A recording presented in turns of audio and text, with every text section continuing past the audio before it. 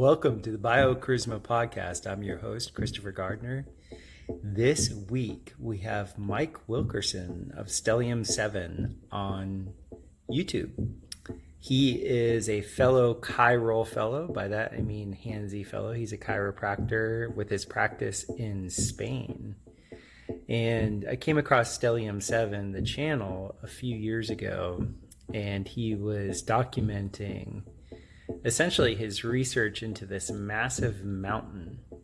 When I say massive, actually, it's a small mountain. It's 3 miles long by a mile high. But the crazy thing about this particular mountain is that it looks like an elephant.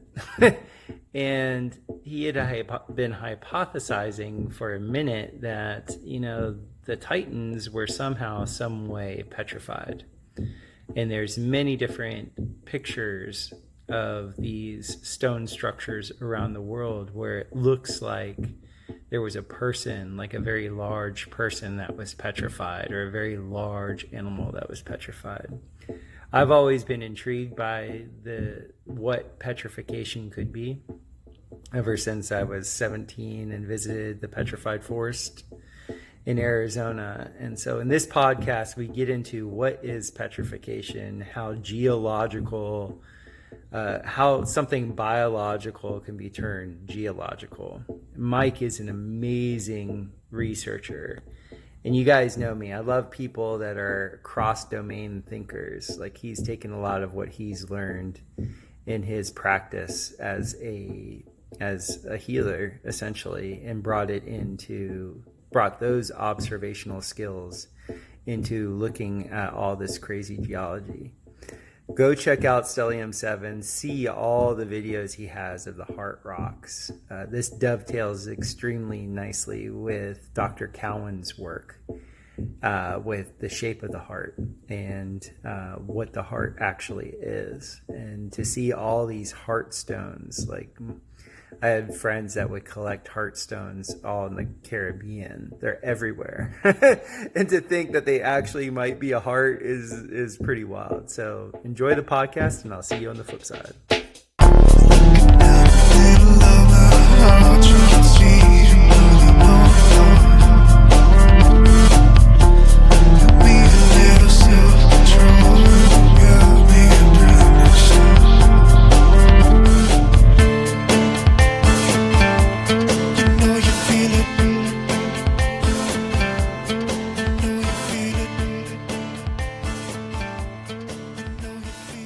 Mike, I have to tell you, I came across your work a few years ago, and I think you were in a stream or something, and you were showing these heart rocks. And as soon as I saw the heart rocks, I'm like, oh my God, because here in Costa Rica, I've been walking with my friends in some of these quebradas. Quebradas is the name for a stream here. And some of these rivers, and like, my ex-wife would pick up these heart rocks all the time. Like, she had a whole collection of these. She's like, look, this looks like a heart. And I've been obsessed with the Italian doctor that, like, he unfolded the heart like it was like Spanish, excuse me. Yeah. Let's call it Iberian Peninsula. He unrolled. What was that doctor's name? His name is Francisco Torrent Guasp. And he was the discoverer of what's known as the myocardio-ventricular band, and that's just the word for myocardio is just heart muscle. Mm-hmm. Ventricular is the whole band is like you said, he was trying to figure out the heart for decades, because he didn't agree with the prevailing model when it came to the heart being a pump that squeezes and pushes blood out to the cells of the body. And well, you'll get a kick out of this. The reason why I was enamored with his work was the whole pump thing, but I had been making cavitation pumps. So you ever see a cavitation pump, the way those work? Is that like a ram pump? Exactly. It's a ram pump. Yeah. I've seen some videos on those. So for those of you out there that don't know, you can use water that's going downhill. You can use the weight of the water, and you can you can create a valving system where as the water is flowing downhill, it's picking up speed and pressure, and then you truncate the flow of the water. And because nature abhors a vacuum, she collapses the backside of the valve.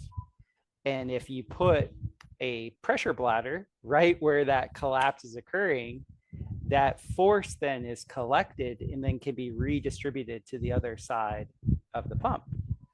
And I had been building these for probably 3 years. And then I came across Wasp's work. And, Victor Schauberger was like, the heart isn't a pump, electricity is temperature differential. And I had been doing cold plunges and things like that. And I'd feel all this charge in my body. And I was like, holy shit, the perimeter of our body is much cooler than our core body temperature. That gives the electrical potential for this cavitation, this cavitation pump to work.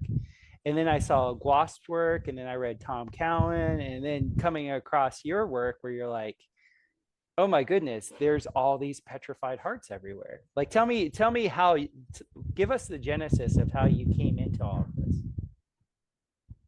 Wow, I really came at it backwards, because it was about 7 years ago or so that I started waking up to, major parts of the mainstream model of what we're given, of all of the ologies potentially being false. Yes. We have a lot of mutual friends. Yes. But I was looking at Earth shape quite a bit. My best buddy is Alex Michael, conspiracy music guru. Oh, cool. Yeah, I love Chance. He recorded music for my friend Chance. Oh, he did? For the Interverse podcast. Yeah. I didn't know that. Yeah, has he ever been on Chance's podcast? No, I think he just did the bumper music for the first couple years of Chance's podcast. Yeah, I love Chance's stuff. I saw your interview there, and a couple of other interviews. Actually, I just saw yesterday, because I went on Facebook to see if we, to friend you on Facebook. We've been friends for 4 years on Facebook. I think I didn't even know, but you never post anything there, so you never showed up in my feed. And but the funny thing is, I sent you a link in 2019 to one of my first videos, which was called Unveiling a Titan. And it's a series that I did examining a mountain here in this town that I live in Spain. And the Titans, I can't wait to get to the Titans. Yeah. So, yeah, isn't that a Florida team, the Titans? Are they? No, it's the Tennessee Titans. Oh, Tennessee. Okay. Yeah. Anyway, the link that I sent you was actually you were on Mike Williams' podcast, and I don't even remember what you guys talked about, but I was really struck by the conversation. I was like, this guy's we have so many overlaps in our interests. It was amazing, and so I sent you just a link to the video. But there's, a little bubble shows up when someone's actually seen the message. So you never even saw the message. We're actually friends, so you must have accepted my friend request, but you never saw that message. So I thought that was kind of funny. I am the worst on Facebook. Like Facebook, and I don't even know, like, I have a website and I have my email set up for the website. And I just asked my IT guy, I'm like, what's the password to my email? I've never even checked my email. So I have so many IT guy. I have so many businesses that I'm like, between my construction business and my Biochar business and doing podcasts and stuff like that, I'm not the best at following up. So I apologize about that. Oh, no, that's no problem. you didn't see it, so I figured you just didn't use the platform. But I just saw that today. I had totally forgotten that I had reached out. And then I don't know, maybe 6 months ago or so, I saw you on Alpha Vedic, and then I think on Chances. And I thought, this guy, I'd love to talk to him someday. So it was such a synchronicity that you reached out to me out of the blue. Because I was like, wait a minute, is that Topher? Because it said Christopher on your email. And yeah, so but going back to your question about how this all began, it started really with me examining our whole world with new eyes, because I I'd come from a very mainstream background when it came to university. I have a degree in chiropractic, which is very science oriented, studying the scientific method a lot, reading lots of studies, learning how to examine studies for their flaws and statistics and all of these different things that are part of that process. And then I was really interested in kind of studying as much as I could when I was younger, and I dropped out of high school, and then I went back to college later and started as a philosophy major, and then went to Italy as an exchange student. I lived a few years in Italy, in a few different towns there. Very smart. So yeah, I studied a lot of different things, trying to figure out what the heck I wanted to do with myself when I grew up. I still haven't figured out if the growing up part is going to happen. But so when I'd been waking up to all kinds of different things long before I met Alex, but he was the one who really started pushing the whole Earth shape idea, and I'm like, there's no way this could be. This guy's nuts. Like, the first time he brought it up, I thought we were getting along so well, and we had so many mutual interests, and we'd been checking off the boxes of things that we'd looked into that we thought were cool and interesting. And he brought that up, and I just thought, I can't trust a word this guy says ever again, because if he's willing to believe something this absurd, he'll believe anything, Right. And so fast forward 7 years, I started re-examining everything, because the more I looked into that subject, the more it started to just cause other subjects to unravel. And I got into watching a lot of different videos on geology and different takes on geology, and that was really when I started to wonder if the rocks were what we were taught, and if they came about the way we were taught. And Mud Fossil University was there in the very beginning with his ideas, and I thought he had an interesting model for how rapid petrification could come about. He was talking about months, even years, rather than tens of thousands or millions of years.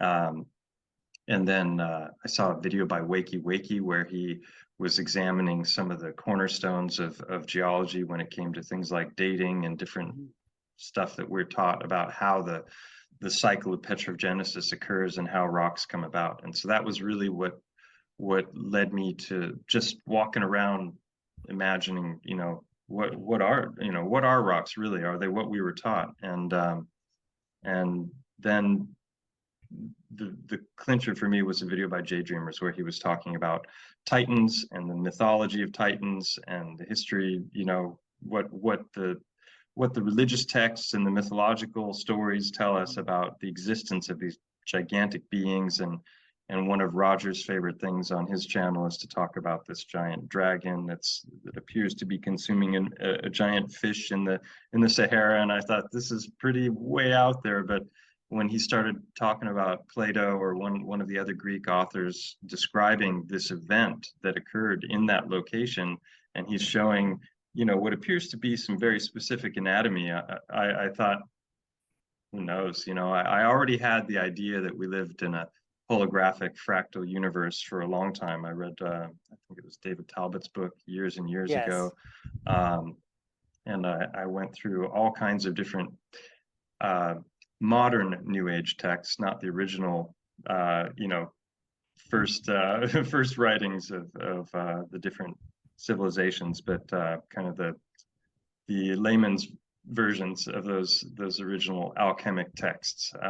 And it just made a lot of sense to me that everything seemed to be looping back around, and what was myth and fiction and pseudoscience seemed to be more and more being confirmed by mainstream science as we got into topics like quantum physics and whatnot. So I have different opinions about all that stuff now than I had back in the beginning, but that was really what led to it. And then as far as the heartstones go, first I did this in-depth analysis of this mountain here that looked a lot like a big creature. From one side in particular, it looks a lot like an elephant that's lying down with its head forward. And from multiple angles, I got on Google Earth, and I'm like, there's just no way there could be any substance to this silly idea. And the more I looked at it, the more things I kept finding. Now, obviously you've got pareidolia, which is just pattern recognition, where you see something that doesn't actually exist, in a cloud or in wood grain or whatever. That's something I was already well aware of. I didn't know the word for it. I learned that word from J Dreamer's video.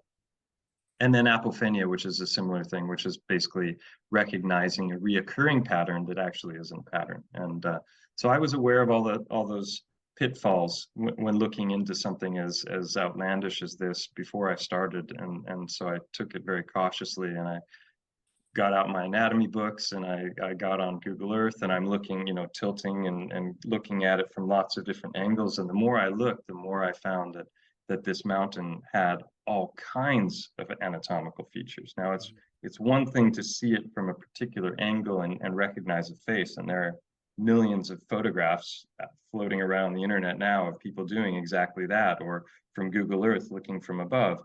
And with abstract art like you see behind me, you can look at it and you can let your eyes relax, and you can see all kinds of different faces.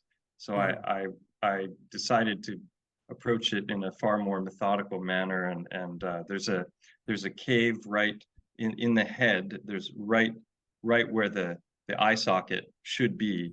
There's a cave there that is shaped exactly like an eye, and it even has like the ridge that's above the eye, and there's a line that comes down where there's a suture where the bones, the frontal bone and the temporal bone meet in that line that comes down, and that line is also there.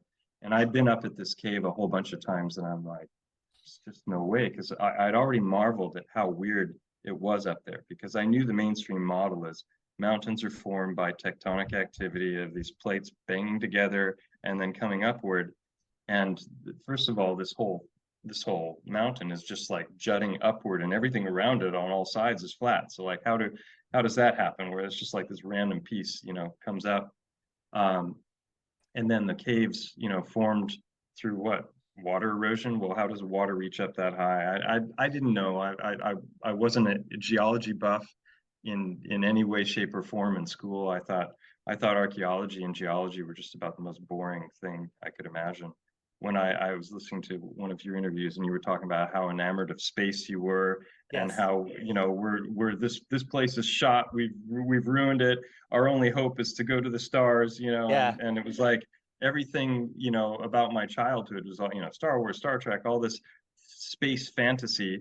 That was the focus was always out there, into the future, and so looking down to dirty archaeological digs, and never took any interest in it whatsoever, and it was always presented in such a boring fashion in school that you'll get such a kick out of this. So I had an epiphany. I trust my epiphanies more than I trust the thinking process, because a lot of time, for me at least, I was lied to so much through like studying plate tectonics and geology and all this stuff, that a lot of my thinking process was based on bad information. And what I started to trust as an athlete was these in the flow moments. And in the flow moments, I always perform the best. And in the flow moments, also, I would have epiphanies. So, be in the zone. And so I was on a friend's farm, and we were hiking, and we got caught in a really bad thunderstorm. Lightning storm is actually, the thunder hadn't hit yet, but the storm was rolling in fast. And to give you a setting, his farm was at about 4,000 feet of elevation, and it had this cliff wall behind it that went up another 1,000 feet. So when the storms would come off the ocean, it was severe. Like, it all would get caught right there. As a crow flies, he was only like 5 Ks from the ocean. So the storm's rolling in, and he's like, hey, I know where we can, have cover. And so we went behind this waterfall. It was a small waterfall. It was probably like a 20-foot waterfall. And there was this little cave behind the waterfall. And we just had gotten behind the waterfall, and the lightning was going on everywhere. And then lightning struck right in front of the waterfall. And it like because we were in like a cave, the sound, the whip sound was like deafening to our ears. And it like we both dropped to the ground and we're like, I reached out my hand. I'm like, are you alive? And then so we walk out and it's like 30 seconds later, crawl out, and there's this cylinder that's been like wherever the lightning hit was like this like reddish color in the stream, and there was a cylinder. And I had seen cylinders at other waterfalls. It was like a hollowed out cylinder. It's probably maybe at the most 10 inches deep by about like is maybe 2.5 inches in diameter. And I'd seen very similar cylinders in other areas. And when I first saw the first time, I was like, oh, that's man-made, you know, because it's too perfect. It's like somebody took an auger. Like a drill. Yeah. Yeah. But then I saw that other waterfalls that were not like popular. They weren't like waterfalls that tourists went to. So like nobody's drilling that for a railing or anything like that. And they were in very odd places. And I was like, I remember asking people that lived there longer than I did. I was like, were they always vertical or were they perfectly vertical? Boom, straight from above. And so I had some smart ass tell me, oh, the eddy currents create that. And I'm like, no. I make flow forms. You know, there's no flow form that is a cylinder. That's actually not a good flow form. You know, flow forms are usually heart shaped. And so I'm sitting there and I'm looking at this glowing red cylinder in the face, the rock face of this waterfall, and I instantly saw it because I had read Schauberger and I knew Schauberger was always talking about the plasma that was emitted from these old growth forests and stuff like that. And I was like, oh my goodness, this whole area used to have these lightning storms that were so massive, like when the canopy stretched from the Caribbean all the way to the Pacific. Could you imagine the amount of power that some of these storms would have? Because, you know, if you've ever hiked Chiripo is the highest mountaintop in all Central America. I've only done it once. I could see the sunrise over the Caribbean, and I could see lightning storms over the Pacific. So how many places on Earth can you see two massive, you know, ocean bodies like that? So Costa Rica and Panama are very special in that way. There's so much water, so close. And then this region I'm in is I've seen the biggest thunder lightning storms I've ever seen in my life here. But I'm also this part of Spain is on the Mediterranean, but it sticks out and it's a little diamond-shaped peninsula. Nice. And I'm right on the tip of that. So we get all these different weather patterns that meet right here. Well, you'll like this. So this is another synchronicity that we share. So the valley I lived in is called the Diamante Valley, the Diamante waterfall. Well, Diamante in Spanish just means diamond, but Diamante in Sanskrit means lightning. Interesting. So you live on this diamond jutting out into this water body. You know, that's lightning. It attracts lightning. It attracts plasma. And so, of course, you're familiar with fulgurites. Yes, with silica. But so that's like sand. Sorry to interrupt. Go ahead. Well, I just want to make this connection because I wrote articles. They knew like in this area, I was Topher, the science guy for a magazine here. And I wrote this article that was saying, oh, all these spheres, these perfect igneous rock spheres or granite spheres that, I mean, there's thousands of them all throughout this region of Central America, and they're perfect. Like the ones that are like over a meter wide. Yeah. Like they would be thousands and thousands of pounds. They're perfect. And I had already seen, you know, these studies where they would strike bauxite, which is iron oxide, with plasma. And when they would strike the bauxite with plasma, dry bauxite with plasma, it would congeal into a sphere. And even NASA had this whole video series of like why they made the tires on the Mars rover the way that they made it was because they were like, you know, Mars is essentially bauxite clay, it's red clay, and there's all these lightning storms that hit it, And so when lightning strikes bauxite, it makes all these spheres. And so this was before my flat earth days. So I believe NASA, but with everything that they say, there's some truth in it. They're just talking about terra preta. They're talking about here. And so the epiphany was like, oh my God, these spheres are made by these massive lightning storms. There's not these indigenous hunters running through the forest, moving boulders and tapping it with flint. That's just it's lunacy. Yeah. And because I saw right in front of me this perfectly cylindrical thing that was made from lightning. Like you would never think, oh my goodness. And if you split them open, they have concentric spheres in them, right? It's like I don't know. It's like I've seen them cracked open. I've shown them in a number of my videos, and they look like it's like Russian dolls.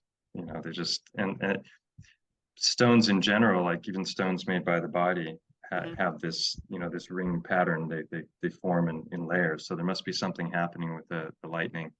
I had like 6 different things bouncing around in my mind as you were telling the story, because I mean, first of all, the fulgurites are formed when lightning hits sand, Right. and then it comes up with these jutting shapes that are fractal. Yes. That are transmuted elements from the plasma of the lightning strike. And then you have I just learned within the last month that diamonds are often found in diamond tubules. So that suggests to me that diamonds may also be formed in the same fashion. And then I thought about crop circles. Have you ever looked into that phenomenon much?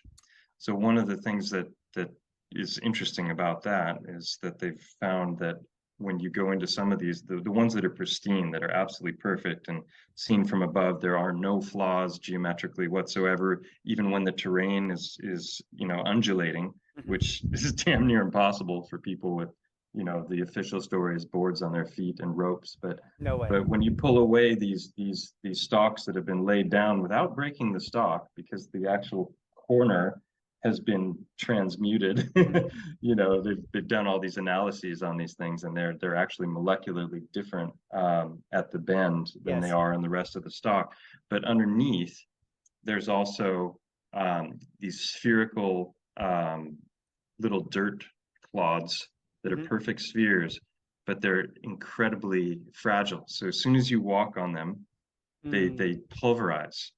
And so this is how they know that the fields were that some of these formations were not made by people walking in the fields, because they can go gently in and pull away, and they can see that those are untouched.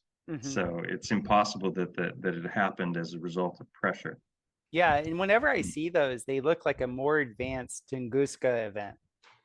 Like if you ever saw the radial pattern with which the pictures of the Tunguska event, which for the people out there that don't know, nobody knows for certain, at least. The historical record says a meteor hit this area of Russia, Siberia, where all the trees for 1,000 square kilometers, they all were flattened in a radial direction. And so I've seen different crop circles. Like the crop circle phenomenon kind of has died off, hasn't it? No, it still happens every year. It's just not spoken about. Yeah, they had the Mel Gibson movie, which just tried to sweep the whole phenomenon under the carpet, as did all of the mainstream media. So I've read books on it. I've seen a number of documentaries, and I would love way more to that phenomenon. I would love to study it more, because in a lot of my buildings, I build with a radial roof design, and I build with a radial how should I say it, joist design for second stories. So for me, I know how difficult it is. In a way, it's difficult. It's definitely not standard. It's not like a boxy thing, but to position things radially and to do it right, and to say some guys are out there with stomping around. I mean, they had a team of Harvard students using GPS trying to create one of these things at night, and they did a pretty decent job, but it was incredibly simple, and you could see the flaws compared to the pristine ones that have like 400 circles in them, and they're using phi and the golden mean and all these different ratios. But it's interesting because they'll go in and they'll take photographs from above, and the ones that are perfect, and then they can put that into a computer and they can render all the lines. And then there were geometrists, I guess you would call them, that had gone in and showed the step-by-step procedures by which you would go about with a pen and paper and a compass and a square, creating these formations on a piece of paper. And you're talking about somebody who's an expert. It would take them hours on a piece of paper to do this kind of thing. And these are happening overnight in the darkness, sometimes when it's raining, and but the interesting thing about some of these formations is these steps they're showing, because there's a website called the Crop Circle Connector that used to have, you could click on the diagram, which they had put in the computer, and then it would show you all the steps if you wanted to recreate the thing yourself on paper. But some of those steps involved erasing lines. Yes, I mean, I do that all the time in architecture. Right, like, but you can't do that in a field once you've made it. So they're like, there's so many reasons why it can't be what they tried to convince everybody it was. Because whenever you're dealing with curves, whenever you're triangulating off of a curve, which if you're doing a phi spiral, which I've seen a lot of these are, what you would have to do is you'd have to draw first the phi rectangle, and then as you're working off of that, you'd have to do another rectangle to give yourself the right radius to work off of it. And so people that aren't artists, it's just like, geometry was my favorite subject in high school. Oh, definitely. I studied drafting as well, so I just loved using those tools. And that was one of the reasons when Alex started to hit me with the whole earth shape phenomenon, that I was just like, he gave me the equation, for curvature, and I'm like, okay, it's just a ball. This is just spherical trigonometry, and calculate the parabola and all this. It's like I started to look in this. I'm like, it didn't take long before I realized we see way too far. Yes, that doesn't make sense. Yeah, I grew up in flat areas, and I went to school in Michigan. So I went from Florida Peninsula, which was flat, to the Michigan Peninsula was flat. And then it wasn't until I moved to the tropics, like the area of Costa Rica I live in, they call it's where the mountains meet the ocean. And I had this like scary phenomenon one day because I thought a tidal wave was coming, because I was at like 3,000 feet of elevation, and it was just horizon was at eye level. It was really clear that day, and it was like the ocean was right there, and I was like, it was startling, and I had a nightmare that night. Like I literally had this nightmare. My mind just like the way it calculated, it was like, oh my God, sea levels are rising, all these things. Like I didn't know what was going on, because it was so profound to see the ocean at my eye level, and I'm at 3,000 feet of elevation, like 3 or 4 clicks in from the coast. And I'm just like, this is way too much. Like, and so it was a relief. After I got over my depression of letting go of space, it was actually a relief, because I was like, oh, my senses actually do work. Like my senses are being accurate with what they're telling me. I coined the term prospiracy for exactly that reason, because there's certain things along the way when you realize they're totally bullshit, the fear disperses. Yes. It's like how often do you worry about an asteroid or a comet strike now? And also, it just like, makes you laugh. And you also understand too, like before the flat earth stuff came in my consciousness, I was getting really aware that like we completely live in a realm of abundance. Like, because I had been around wild crafters, and they were like taking me out, like, oh my God, there's all this, like the weeds that you move to a place, and then the wildflowers are different. And then you look at the profile of the wildflowers, and the wildflowers are actually everything you need to heal your body. And I was just like, dude, this is a completely interactive medium that wants you to listen to it. And it's a partnership. It's not like a one-way dictatorship. So if you're going to be a dictator, it's going to go, oh, you think you're the hot shot? You think you know? Okay. Here's a bit of humility for you. Yeah. But if you humiliate yourself a little bit and like listen and like take your time, it's constantly signaling you that it wants to take care of you all the time, like all the time. And that's the biggest thing. That's like the biggest, I guess you would say, gut punch to consumerism that there is. Like if you have a little bit of patience and humility, your environment's going to give you everything you need. And then if you have that procreative spark within yourself, if you work in union and in tandem, there's so much abundance that comes towards you. It's unbelievable. But the key is not coming at it with this like dictatorial, I'm going to do this my way. You know, what does it say on the Oracle of Delphi? Know thyself, and certainty is the road to ruin. Like, I mean, what else do you need to know? Yeah, there was some economists that, you know, real high level that decided to just take a break from work and school and work on a farm for a period of time. And he talked about how blown away he was when he realized that if you stick a potato in the ground, it gives you more potatoes. He's like, this is just, you know, this whole idea of we're living in this world of scarcity is such a lie. I see the matrix as just a mental overlay on our physical reality that you know, we've all been fooled to believe so many lies, like you said, that deny our senses. We think we're on something that's spinning and moving, but we don't feel any movement. You know, we think it's curving, but we don't perceive any curvature. And we think that we're running out of resources because that's what they keep telling us, and that we're overpopulated. And I heard you riff on that. That, you know, you realize that they were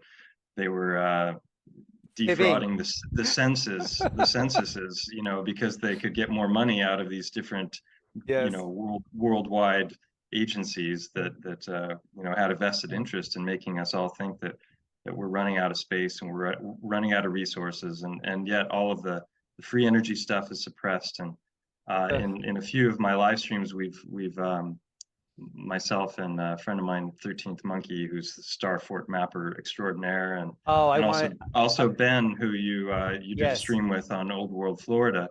We were looking at these canal systems that are in Africa. I don't know if you're familiar with those. No, I'm not. Like, if you look at this map, you know, a map of Africa, and it's this big, then there's a space about the size of a quarter that has, if you zoom in on Google Earth, you can see that there's a massive canal system that's directly related to this incredibly large river delta. And there's a guy who you can find, you know, I don't even know what to search for as far as keywords, but, you know, canal system Africa.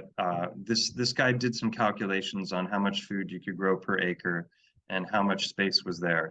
And he estimated that that one little area of Africa was capable of feeding about 10 billion people.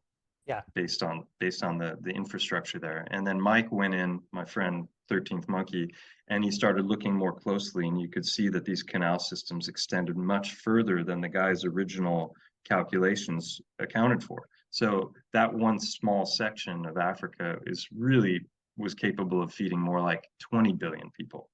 You know, and so it's just like, that is one tiny bit of one of the continents. And I'm just reminded of this guy that you've seen, that glass photograph. There's an old guy that's grinning because he capped this little ecosystem that he created inside of this jar. You know, it's been like closed for like 50 years or 60 years, and everything's just thriving beautifully inside. And, you know, I think we're in some kind of an enclosure, whether it's a firmament or whether it's an energetic enclosure, I don't know, but I'm in amazement. Yesterday, I did a tour of a syntropic farm that I knew the farm manager really well, and I know the owner very well. They were clients of mine and friends of mine, and the owner is just this biochar geek like I am. And so this will. What's syntropic mean? It's synergistic farming. It's synergistic planting. So it's like the next level of permaculture.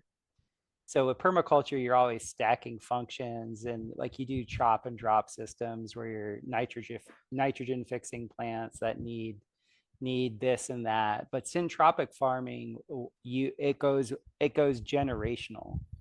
So you might be planting what would be considered a permanent tree to actually cut down completely in 5 years to be able to use the biomass from that tree in a hugel bed that then will be actually used at that point in time of some of the other trees development to seed different types of fungus, to plant all different types of things in the understory.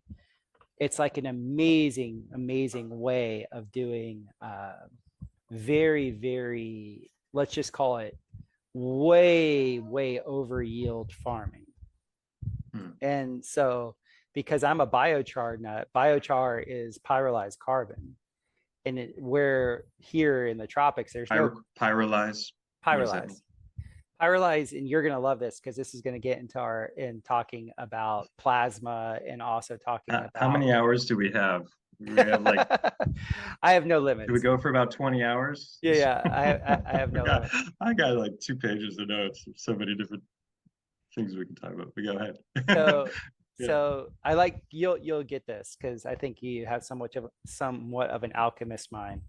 So any alchemist, what they'll do is they'll put the reduction in what's known as an anthenor, or they'll put that in a retort, like a very, very high-end ceramics.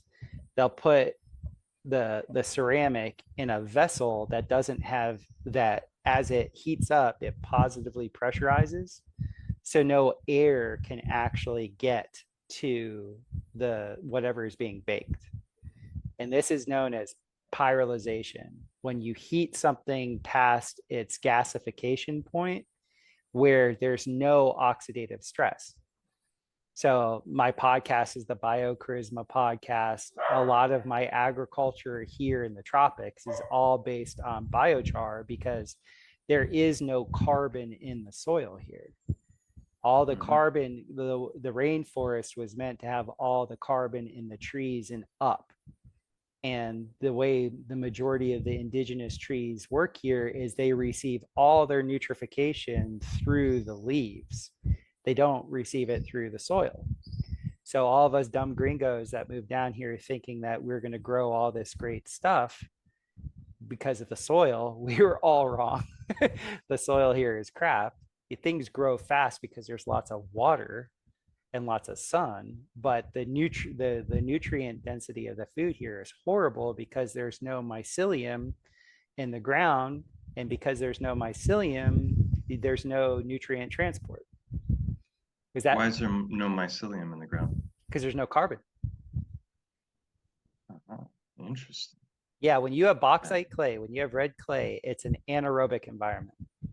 And so when you have an anaerobic environment with no carbon, you have no mycelium. All the mycelium is topside. And so I got into making biochar because immediately our yields were 3x. And so I was walking on this syntropic farm, and this dude has these durian trees that are 2 years old. So you just to clarify, you're converting fresh wood into coal. Yes, is that what biochar is? I'll never call it coal because coal is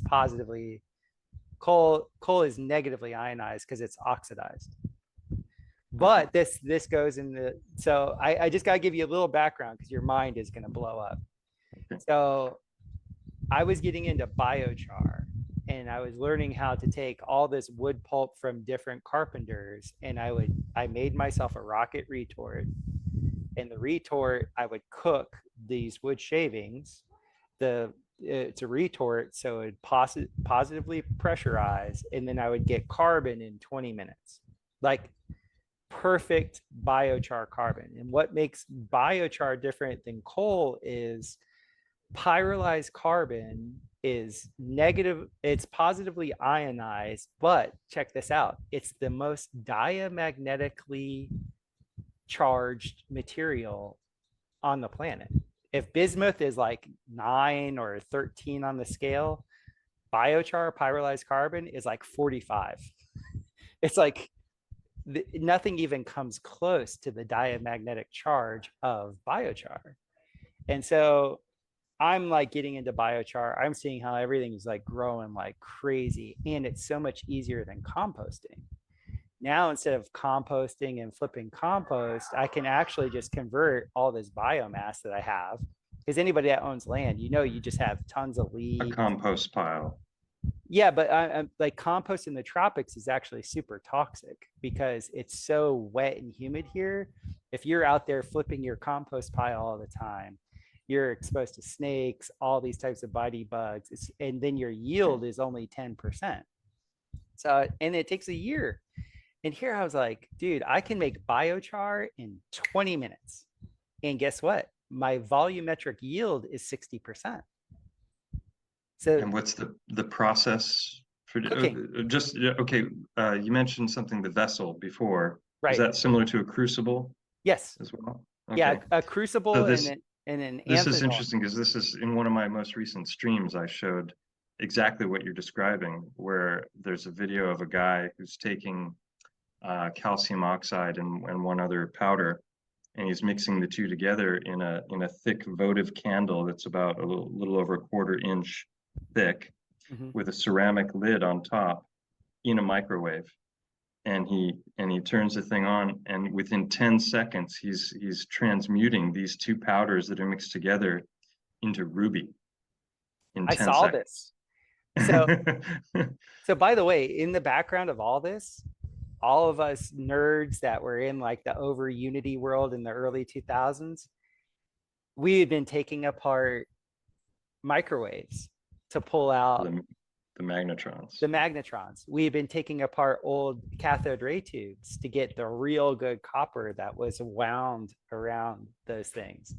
We had taken the old power meters and hooked them up backwards, and saw that they were the ones that were inducing, like if there was a load read on them, that was actually the oscillating mechanism that was collapsing the field for the electric for your house. Dude, one thing after another, after another, after another. So like you, I backed into all this stuff. I didn't know. I just wanted to be resilient. I just wanted to live off grid, do my thing, and I'm lazy. So like I'm like, composting sucks, has terrible yield, and for what? My plants aren't doing well. So I was told about biochar. I start making biochar I was into rocket stoves. I'm still into rocket stoves. And so I figured out, I guess I could call myself the inventor of it, but I call it the rocket retort, where the up cylinder that's usually insulated, I just retrofitted one of those, as I would use biomass as my insulator. And then I was like, it was always raining here, so I'd always cap it and make it like a thermal mass heater. So I'd have heat rifling up the center of the cylinder and then coming down the sides. And so I was able to cook my biomass like that, like 20 minutes, get perfect biochar. And so I'm learning about EMFs, and I had clients, because I'm a massage therapist, I had clients where it's like, they can't, like a lot of people at that time were moving down to Costa Rica because there was like no cell phones and like no real EMF intrusion. And I'd work on them, and I'd like I could feel the very vata, the very airy people, like they're around any EMF and they're just like completely fried. And so then I'm reading about, oh, you have this super diamagnetically charged material, this carbon, that is so diamagnetically charged, you could literally have like a paint of this stuff and it will block whatever EMF is coming through it. So all this stuff is running through my mind, right? And then the movie Avatar comes out, and I had this I had this knowing that when the home tree went down, that was real. Like in my being, I was devastated. Like I had a 30-minute, like just. Yeah, I shed tears as I, well. after the movie, like when they were rolling credits, like my friends were waiting for me because I was just sobbing. And I thought I was a little nuts. I was Yeah, like, oh my you were God. just reliving a past life. I was totally in Yeah. you know, in that thing. It was like, okay, so I'm seeing that I can instantly make carbon. Like I'm only using fire, and I can Right. make pyrolyzed carbon. I can make the most stable, quote unquote, coal in the world within 20 minutes with bullshit fire. What the fuck do you think plasma can do? And then Plasma can do a my lot. mind was blown in 2013 when David Lapointe came out with the primer Primer fields. fields. And I contacted him immediately and I was like, star in a jar. Oh my God, dude, you have no idea. And so with your work with talking about petrification and like, I think the whole model now is cohesive. I think we're coming Yeah. up. I think we're coming up with a cohesive model. Oh, and by the way, when I was a kid and I went out to the Grand Canyon and they're like, this took millions and millions of years for this to in bullshit. No way. No way. The Yeah. petrified forest above ground, fuck off. You guys are total fucking liars. You don't know what you're talking about. So tell the audience what's petrification from standard science relative to what petrification is from what we're actually starting to see. Okay. Well, the main, the main thing that they talk about is paramineralization.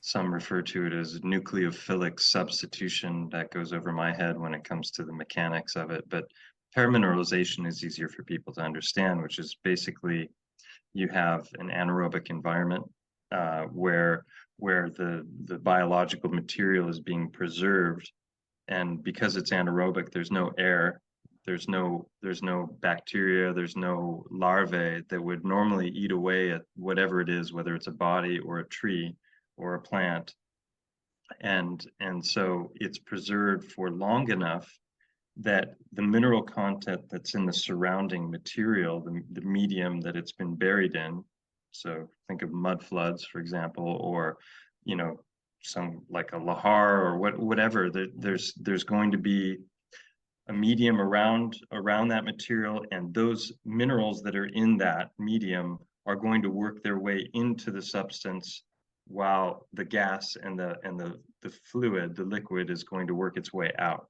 And so that substitution, which they tell us takes millions of years, like in the case of the petrified forests, the trees, they're talking about hundreds of million. Oh, this one is 200 million years old, and yet, going back to biochar, in one of my videos, I showed that there's a father-son team from like 30 years ago. They've got videos where they're taking wood and they put it into a little cylinder that's made of steel or iron or whatever, and then they cap it. They put in a little bit of salt water, so that if you have great flooding, you're probably going to have salt water entering into the equation, and they put that on relatively low heat for a couple of weeks, and they get out beautiful, beautiful coal that looks like it came from a coal seam, right? Something that, and thinking about the ruby thing that I was talking about before with plasma, that's from the microwave converting these elements into ruby within 10 seconds. That's huge, because that's plasma petrification, transmutation of elements that's happening, like that. And ruby is the second hardest on the hardness scale, the Mohs scale, after diamond. So in the mainstream model, you've got that kind of petrification. Then we have, I just learned about these a couple months ago, bog bodies. Are you familiar with those? Right. Yeah, so you've got Dr. Longo has been elucidating a bunch about those. Yeah, he and I are going to have a conversation soon, so it's going to be fun to talk to him. A lot of overlaps with the stuff he's been sharing as well. But so we're talking about peat bogs. I'm not even sure exactly what peat is, but it's basically, think Lord of the Rings when when Frodo is going towards Mordor, and he goes through this bog, and he looks down and he sees all of these soldiers that have died in a war, you know, and that are perfectly preserved underwater. Well, we know that happens with high mineral content waters. For example, you've got Mother Shipton's cave in the UK, where people go and hang things from ropes, and the water drips down, and it encases them very, very quickly with you know, the minerals that are in the water, and then those minerals eventually infiltrate the stuff, and I would guess it would eventually turn to stone. There's different parts of the world. Lake Natron is a classic one that I've shown in my videos as well, where animals fall in and they don't come out because it's very caustic waters that are extremely base and high mineral content. By the way, does it have a lot of natron content in it? I think that's why it's got the name. Yeah, I'm pretty sure. You know, that's the key element to use in geopolymers. Is it? That's interesting. Yeah. I didn't know that. Okay. Yeah. Yeah, geopolymers, that's a whole other big one to discuss as well. Well, it's right in alignment with this, because if you can instantly turn wood to stone with plasma, I'm totally on the tip of Martin Lidke with him talking about them using the Roman fasces as a plasma weapon, because I've made real Wilhelm Reich cloudbusters. I know a real Wilhelm Reich cloudbuster looks making your own rain, huh? It looks exactly like a Roman fasces, without the quote unquote axe on the side of it. Well, it's even if you didn't have, it literally looks like a Gatling gun, you know, and with an axe. Yeah, which and it has the laurels around it, and it terminates like the cloudbusters that I made. It terminated in the bottom of a 5-gallon bucket that was all I made the organite out of magnetite. And guess what? And so check this out. So Wilhelm Reich was emphatic that for these to really work well, you connected them to moving water, like a living water stream. And so when I did that, it did exactly what it was supposed to do. Well, guess what? All the cathedrals with their organs, guess what? Those organs were grounded in living water. Literally, they had these massive conduits going from those copper and brass cylinders that are going up just like a Wilhelm Reich cloudbuster, going all the way down to a living spring or some living waterway. Dude, it's all the same technology. And what I'm thinking is with the Roman fasces, what they could do, I mean, any tool can be constructive or destructive. Some of these massive buildings, you know, I know they made out of geopolymers, but I bet you some of them, they were actually, if trees were so much bigger in the past, right? Wood to begin with. Yeah, they would go ahead and, okay, I'm going to frame this door like I'm framing now, but okay, fasces time, and now you have something that can weather well. Yeah, I'm sure that existed, but you don't even have to invoke technology. I mean, if you just think about plasma storms when it comes to volcanic ash, I mean, the photos you can find of plasma, you know, lightning storms over volcanoes, and you know, imagine a period of time where the whole ring of fire was going off at the same time. You know, dude, Costa Rica taught me this. Like, we were here in 2008 when POAS woke up again. And when POAS woke up, it was supposedly dormant, you know, not dormant, but it was supposedly an extinct volcano. They built a whole city on the side of the POAS volcano, like going towards the Caribbean side, and it woke up. That's why I actually got into geopolymers, because I was like, holy shit, they used to make Roman cement out of pozzolanic ash. Well, pozzolanic ash is just volcanic ash from the volcano pozzolan. So it's just volcanic ash. And so I was like, I live in a region that has, you know, 4 active volcanoes. I'm just going to go get me some ash and, you know, figure out the whole geopolymer thing. But the one thing that we don't have here is natron. You know, natron's a very, very big deal for the geopolymer, to the reaction to to get like the mint geopolymer. So I'm right there with you. You had the whole ring of fire doing its thing, these plasma storms coming, because when POAS went off, right as POAS went off, we had these lightning storms here that were like otherworldly. And it was because for those of you out there that don't know, when you get very, very, very fine ash that's up in, like goes up, I mean, it's part of the whole aerosol spraying campaign that they do. It changes what's known as the condensation nuclei of water. So water, the smaller and smaller and smaller you make water droplets, the higher static potential you get for dipolar static. And because that's the vapor canopy world. Exactly. So yeah, Avatar days. Yeah, I can't wait to talk to Jason Brashears. But in seeing that, what that does is it creates a potentiation above you that is greater than the ground beneath you. And that completely changes the electrical dynamic of biological life. Like it's different. And it feels very weird. I've never been in a full solar eclipse, but from what people have explained to me in a full solar eclipse, I think there's something like that going on. Like there's a switch in the polarity. That would be my guess.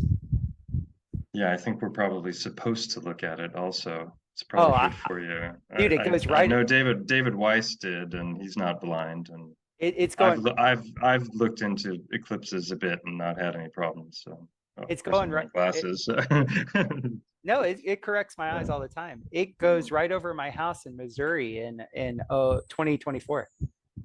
It literally goes like, I have a 3.5 minute peak solar, hopefully that day I'm going to have cloud busters out. I'm going to like make sure there's no aerosols blocking my view, because I fully want to experience that. Going back to the geopolymers, I woke up to those about 4 or 5 years ago. I saw a video by two-part video series by Observation Deck, and he was going through a lot of the older texts and showing that they were talking freely about this, and some of those texts even had recipes in them. So yeah, it was called Roman cement. But not just that. They could, I mean, just like they have, what is it, scaliola now, where it's like a clay. I lived in Rome for a while, and you go into St. Peter's Cathedral, and there are all of these incredible columns that are marble, but they're emerald green, and they're ruby red, and I'm like, wow, I had no idea rocks could be that color. But that's scaliola. That's a procedure that they use where they can actually create stone. So there's different techniques that have been used, and I think you were talking in one of the interviews I heard about the different sculptures, and that there's a lot to suggest that they were either molds that were poured that was some kind of a geopolymer, and but it was such a big thing for me, because that's when I realized that the megalithic architecture was that's clearly how it was done, that these gigantic stones were not necessarily quarried and then lifted and moved to far off places and placed in these gigantic temples, but that they were probably just creating the stone on site, which I'm sure is also complicated in its own way. It's actually not. My teacher, Dr. Davidovitz of the Geopolymer Institute, he figured this out in the 70s. They've never let him back into Egypt since then. But he was able to show, like there are all these theories that the area was chased out by Harari or whatever that guy's Harari name. Hawass, yeah. But so he same guy that Hancock had the run-in with, right? Yeah.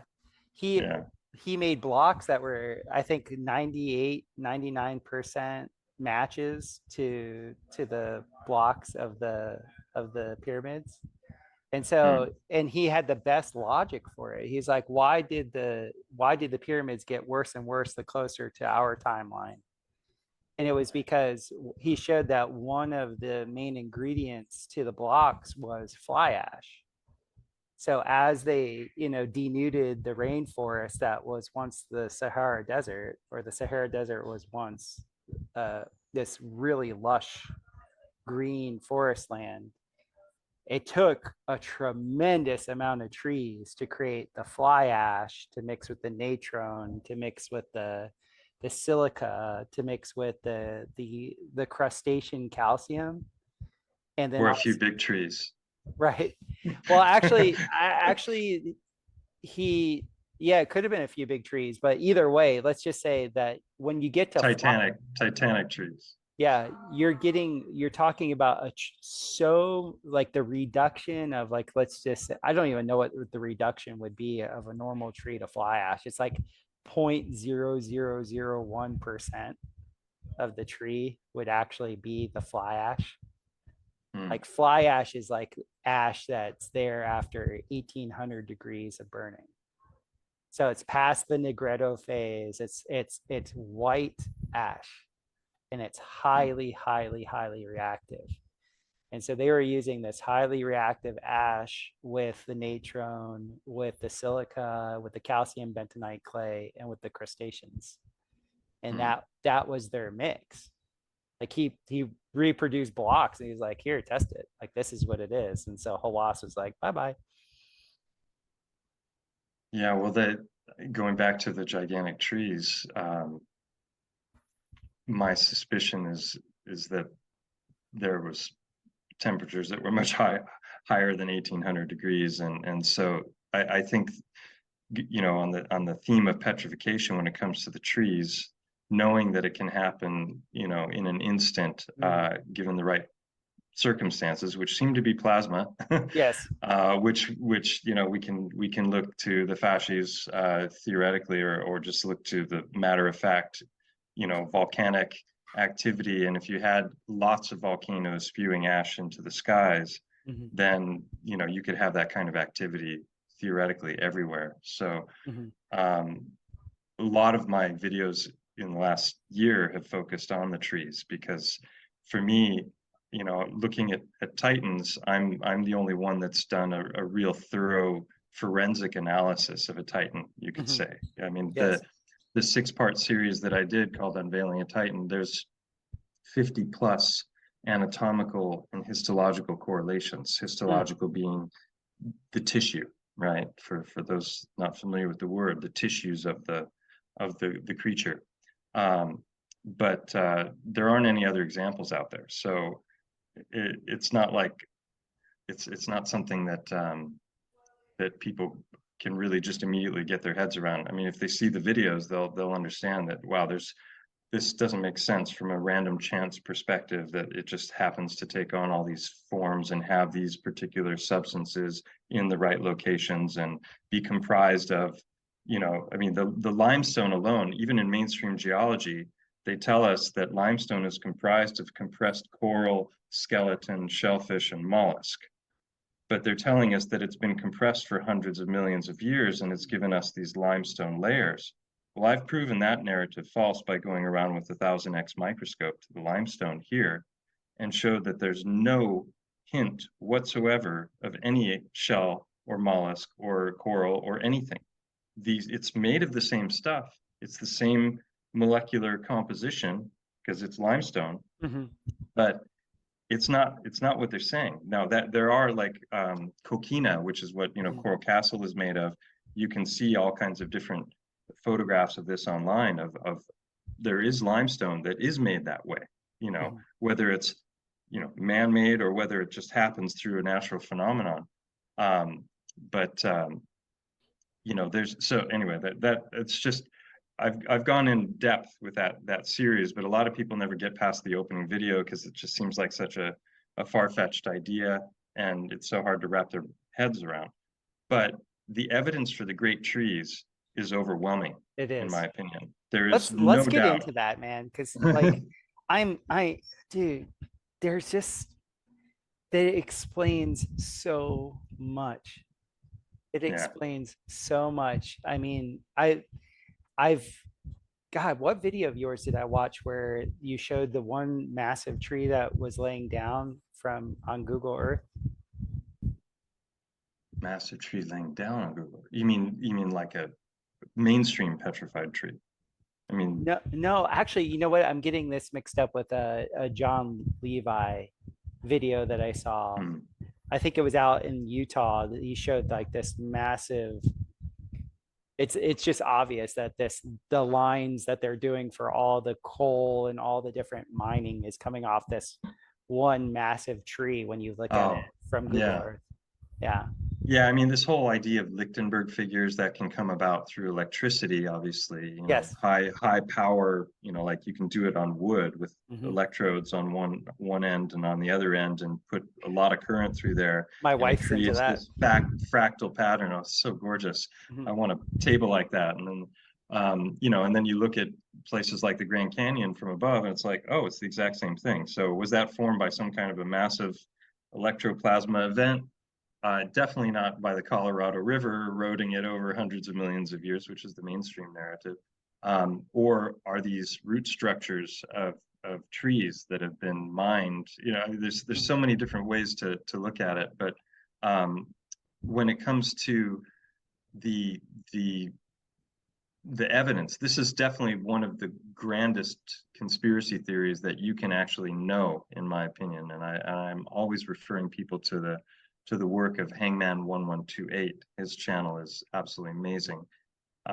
He's got hundreds of hours of footage, boots on the ground, where he's gone and he's shown all of the different ways in which these great trees petrified and how they manifest. And you see that it's identical in every way, shape, and form to the smaller version of a fresh tree, that's fallen and is now decomposing, compared to the petrified version of the smaller trees, the larger petrified trees that we know to have existed. And then you look at the next fractal level up, which are trees that were literally miles wide at the base, and those stretched into the heavens, and they literally covered, this is the vapor canopy avatar days.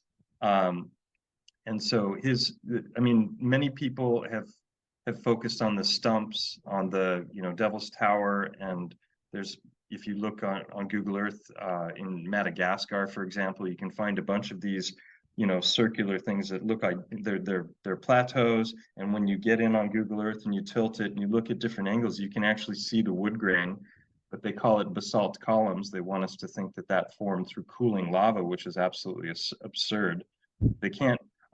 Everyone who's ever challenged me when I start talking about the trees in the comment, I'm like, send me any video of it happening. Send me any video of an in-between stage where what we call lava coming out of a volcano and rolling down the hill and cooling looks anything like basalt, or even has straight lines. But Right? Mike, our eyes are evolutionary. Our eyes evolve just like wings of things, just they evolve that way. Like people, like when you like really start to understand. I shared something on Facebook today. It's like, if we evolved from monkeys, how come there's still monkeys?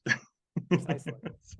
It's just little things you just don't think about very much. But Yeah. so anyway, his work is amazing, and he's very much coming at things from a Bible perspective. He's a very much a Bible believer, which is great. And he's referencing scripture when he's showing his stuff.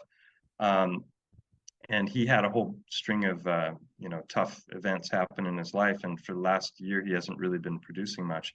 But like I said, he's got hundreds of hours of really moving footage that people can check out. And if you want to really know, go to that channel, and you'll know that those trees existed. And then I've done a lot of live streams on this subject in the last few months, and really chunking a lot of information that he hasn't presented. He's got the best evidence you'll find.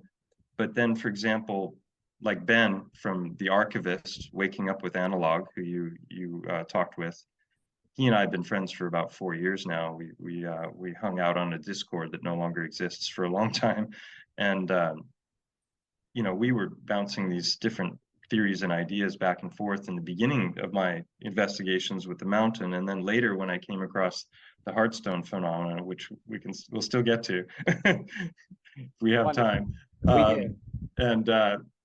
And what I didn't ever anticipate, as I started to get into all of these different crazy ideas and theories and come across this empirical evidence that I was trying to make sense of, was that not only is there all of this plethora of empirical evidence, which I presented extensively on my channel for both of those subjects, but there's historical precedent, there's mythological precedent, there are all kinds of articles from newspapers from the late 1800s and early 1900s that are talking about this stuff openly, matter-of-factly, very eloquently, in a way that does not strike me as, oh, someone just plugged in some stuff into AI so that it would spit out some fake articles. I mean, that's definitely not what Ben is doing.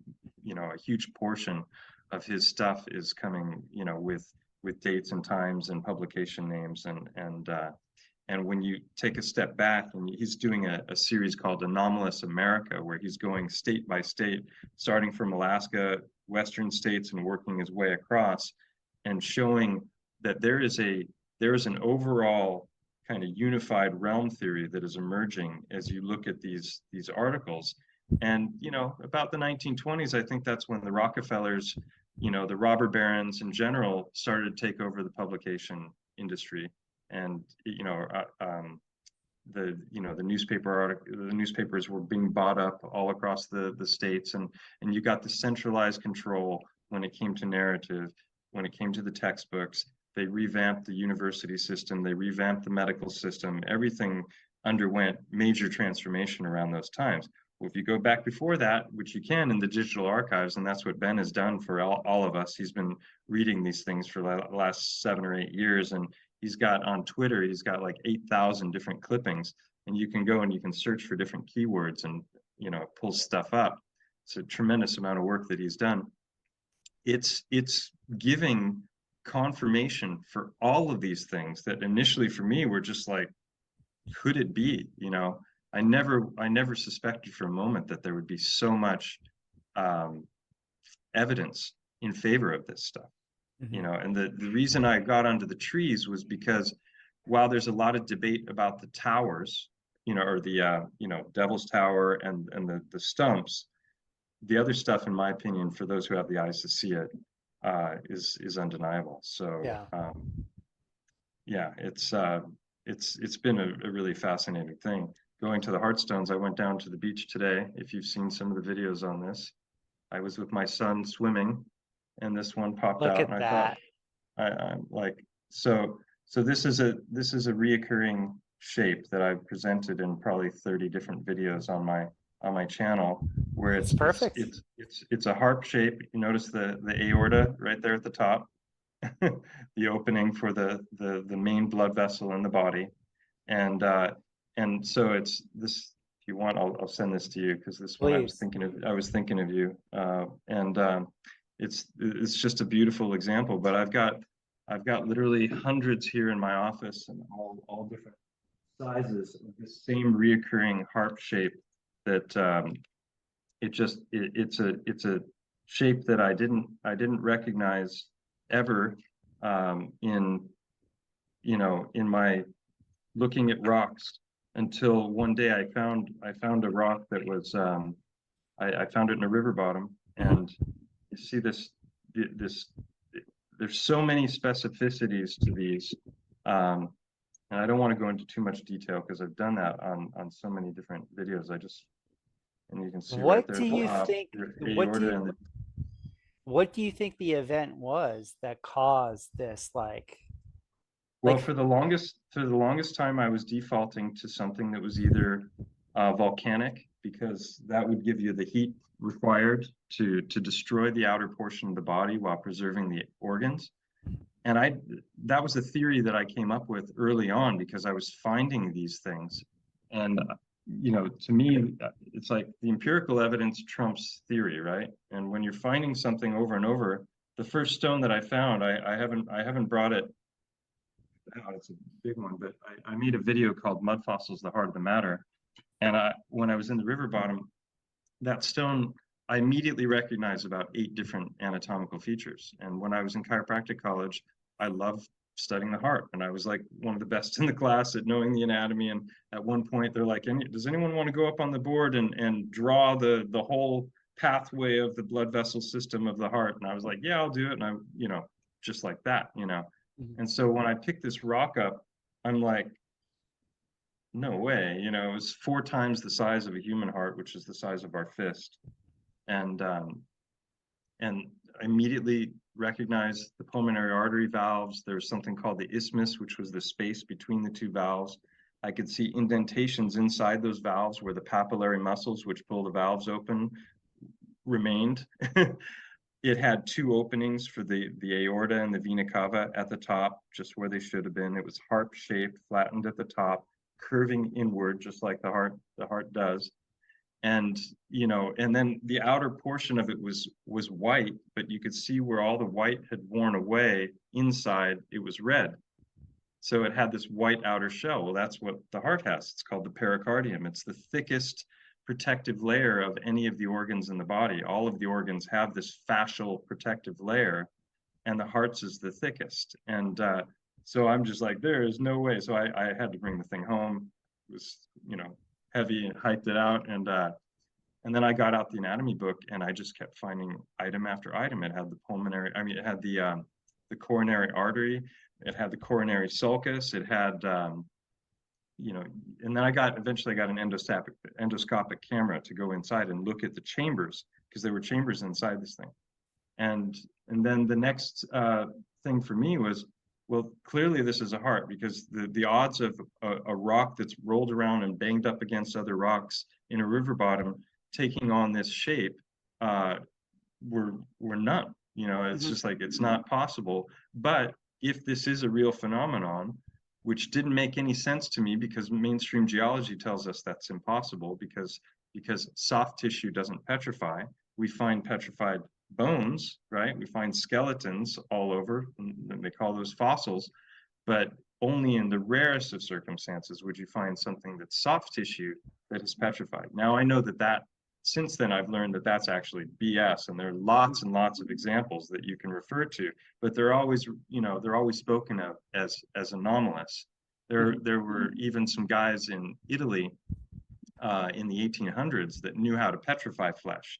Girolamo Sagato and another guy named Paolo Gorini, and there are museums dedicated to their works, where you can go in and you can see what used to be a kidney, and what used to be a heart, and what used to be a brain, and what used to be a breast, and all of these things have been turned to stone. And that, how did they do it?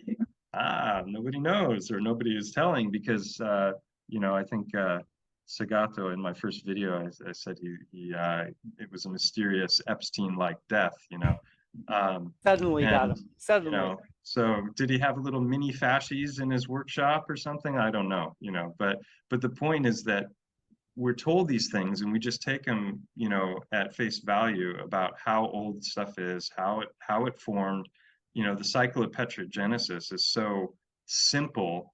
It's laughable when you start to see the complexity in the mineral kingdom, when you see all the different manifestations of stone. They tell us these stones, like here again, this is the harp shape, and you'll see there's this curved underside here, and it's almost like a knife edge on this side, and then that side will be thicker, and oftentimes will have an indentation or an opening where the pulmonary arteries would have been. Yeah, and so this shape, and then so they tell us that this was a lump of clay that got compressed in another substrate that was around it, and basically pushed it into this shape. That became a sedimentary layer, and then that sedimentary layer had so much pressure above it that it started to heat up, and then that heat caused things to start to melt and morph, and that's what they call metamorphic rock, because that's where we get our granite and our marble and all these rocks that are beautiful and have the swirls in them. That's how they're saying that those are coming about. Dead plant and animal life over millions of years under the sea floor, on the earth, layer after layer, eventually melts and becomes metamorphic rock. And then tectonic activity breaks those up, pushes them up, creates mountains, that breaks off, and then this pops out of a softer layer that's surrounding it. And it's just laughable when you start to see the detail, of these stones, and how often that curved underside. So when the heart contracts, this gets back to the work of Francisco Torrent Guas that we began at the beginning. When the heart contracts, it's got a spiral contraction. It's vortexual, Yes. as you well know. You mentioned Thomas Cowan. I did an interview with him on my channel because I wanted to pick his brain about all this stuff, because he knows a lot about cardiology. And Steiner as well said there were three things that he said was crucial for a person to really wake up to the true nature of reality. And one of the items on that list was to understand that the heart is not a pump. Mm-hmm. We'll get to that in a minute. But that spiral contraction also, if you looked at the heart from the bottom, it's doing this. Right. There's your phi, Fibonacci, golden, all that. It's just, and that's literally, you can see videos of hearts in vivo, doing its number, and you can see that contraction happening. So these stones at the bottom have this propeller twist to them. You're a pilot. You said you came from a family of pilots, right? You know that. Yes. the old props. Well, when you look at this stuff, you can see it's got that same shape. Now, tell me how this happens bouncing around in a river bottom, right? Because that's the official story. This was clay compressed that way, popped out, and then river water bouncing, abrasion, and some mineral erosion. That's what's giving rise to it. In the official model. So I've done so many different things. I don't just have a bunch of rocks. I've sliced them open. I have one video called Broken Hearts Tell Tales where I went out live into the field and just like, there's another one. I've got one called a little field work, and I'm in a river bottom because that's where a lot of these stones are gathered, but it's not the river action that's creating this phenomenon. This one, if I had water and I were to wet it, you would see that it's still fleshy colored, and it's got sulcus lines in it, which is where the heart fibers meet. And we talked in the beginning about the band unraveling, and when it rolls back up, the fibers meet in different lines, and those lines are called sulcus lines. And that was a huge thing that I discovered through the works of Guasp that I hadn't even noticed in the stones when I was gathering these. So I don't know, I've been going for a while now. It's amazing because, like, think about it. Where my mind wants to go is, because it's sort of in people's minds ever since the corona, is this whole notion of the fourth industrial revolution and the Great Reset. It's also, there's this whole thing with people that believe that the solar minimums bring greater volcanic activity. And so I see my cosmology is that this is God's hologram, and it's fractal in nature. And I do believe, I forget what I do believe somewhat in retrocausality, because to have a free will hologram, to have a free will realm, you'd actually have to have the capacity for retrocausality. So I don't fully negate the power of people's consciousness in the fact that when somebody gets convinced of something, you could have a pareidolia effect, obviously. And not everyone's equal, by the way, in my framework. I think different people have different capacities. They have different energetic capacities. So you can actually have people that are legitimately creators. Like, did you ever see the movie The Nines with Ryan Reynolds? The Nines. Is that the really dystopian animated movie? No, I haven't seen that one. No, the movie came out in 2007, and he's essentially a 9 that has forgotten that he's like essentially a demigod. And he's living 3 different lifelines at the same time. And he's slowly but surely starting to understand that the different aspects of himself at the same time are all like communicating with each other. But the movie line goes from like him being completely unaware and buying into like modern linear time to like going to the end where he understands he's a 9 and like he's actually creating the matrix. So it's actually a really good movie. It's kind of campy. It's like a B movie, but it's fun. It's fun to watch because of the consciousness aspect of it. So I do believe that you can have pattern recognition, and then your environment will slowly but surely morph. Like it will morph. So I'm not one of these people that doesn't This believe ties into simulation theory as well, you're right. and Because the whole thing is once again, I really, I lived in an ashram where it was Atma Vichara ashram. It was like, know thyself. Like the whole study of Atma Vichara is the self-inquiry. And then I'm also on the other half of it, the Western mind aspect of it is, the monkey mind. no, the Western side of it is the road to certainty is the road to ruin. Like there's truth in that. So when people are looking for history, they're saying this is what it is. Well, that's certainty. And certainty is the road to ruin. So I'm not excluding that little part of me that's like, hey, the only moment that there is in the hologram is right now. We're projecting back, we're hypothesizing and all this. And yes, there is an objective collective reality, yada, yada, yada. And guess what? Whatever you give your attention to, energy flows and goes there. Where attention goes. Yeah. Exactly. And so I'm not completely negating that aspect of it either. I'm of the mind that our reality can be known. I believe that we are made in the image and likeness of our creator, and we're given the capacity to know through our senses, like not through some hypothetical means or bullshit. Like we embody for a reason, like we're embodied. And like, I had read the Egyptian Book of the Dead, and they talk about the Ka being what's the life essence stored. And like you're talking about walking down a river of hearts, man. You're walking down a river of petrified hearts.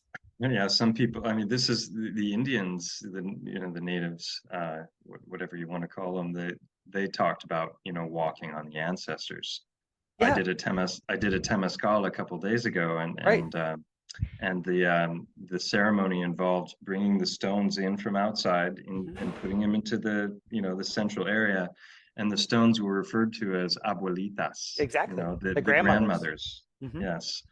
And so, I mean, it's our modern Western mind that has been brainwashed and programmed to believe we're paradigm blind. It's another term that I coined, and maybe it was used before me, but I looked online, I couldn't find anyone using it. But we're blinded by the paradigms that we've been fed as we're growing up: heliocentrism, evolution, all of these different ways of perceiving reality. They're like blinders, they're lenses that cover our eyes. And so then, when something happens or we see something, instead of just seeing it for what it is, like, wow, that looks a lot like a heart. Maybe it is. No, it looks like a heart, but it couldn't possibly be one because a whole bunch of people in authority told us that that's not possible.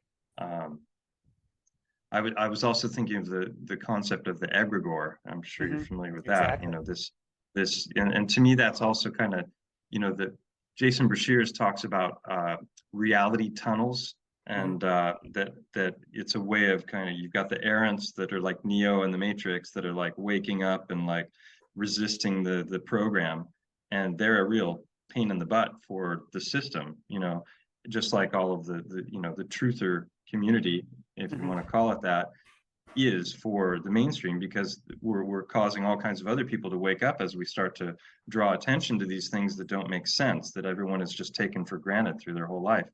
So, when it comes to the matrix and a simulation, for many years now, I've seen it. I mean, obviously we live in the simulation in the mind of God, ultimately, the creator, it's envisioned this reality that we're in. So in a sense, even from a religious God perspective, we're in a simulation.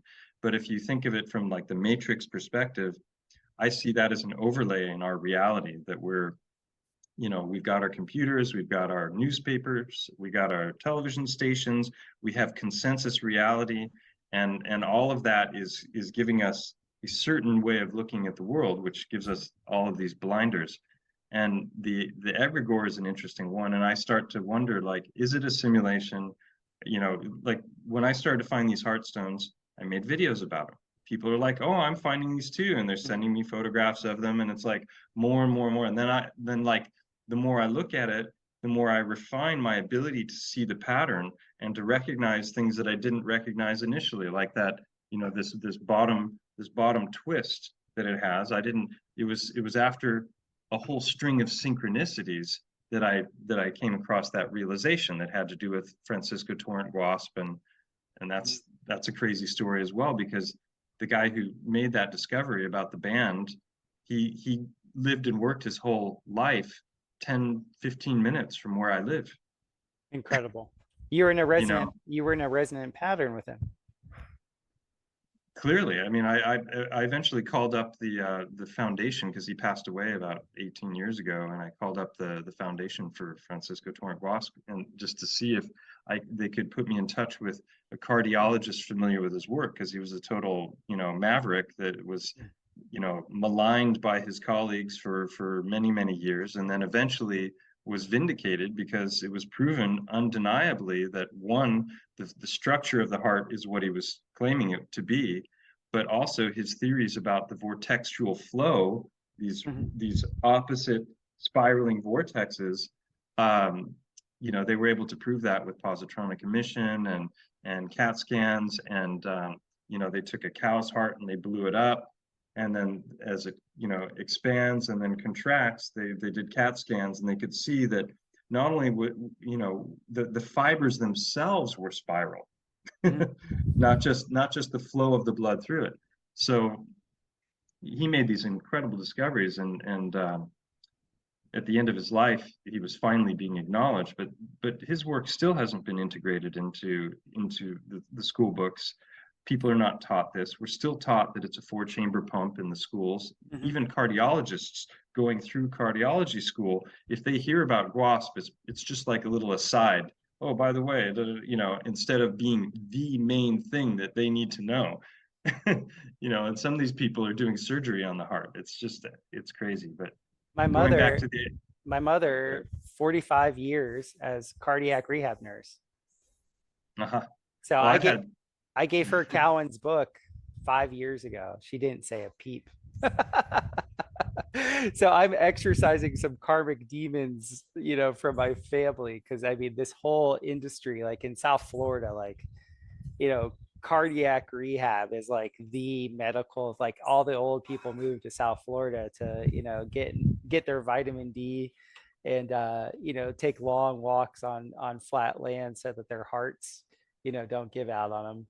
And so I grew up with all that propaganda about the heart being a pump. And then I was like telling my mom, I'm like, dude, the aortic arch, like, and I'm goes the wrong way. Yeah, and I'm telling my mom, I'm like, look, I actually build ram pumps. I build cavitation pumps. I know how this works. the amount of energy that's needed just from an oscillation. It's just an oscillation. It's 2 valves doing dun, dun, dun, dun. What does that sound like, Mom? Dun, dun, dun, dun, dun, dun, dun, dun, dun, dun.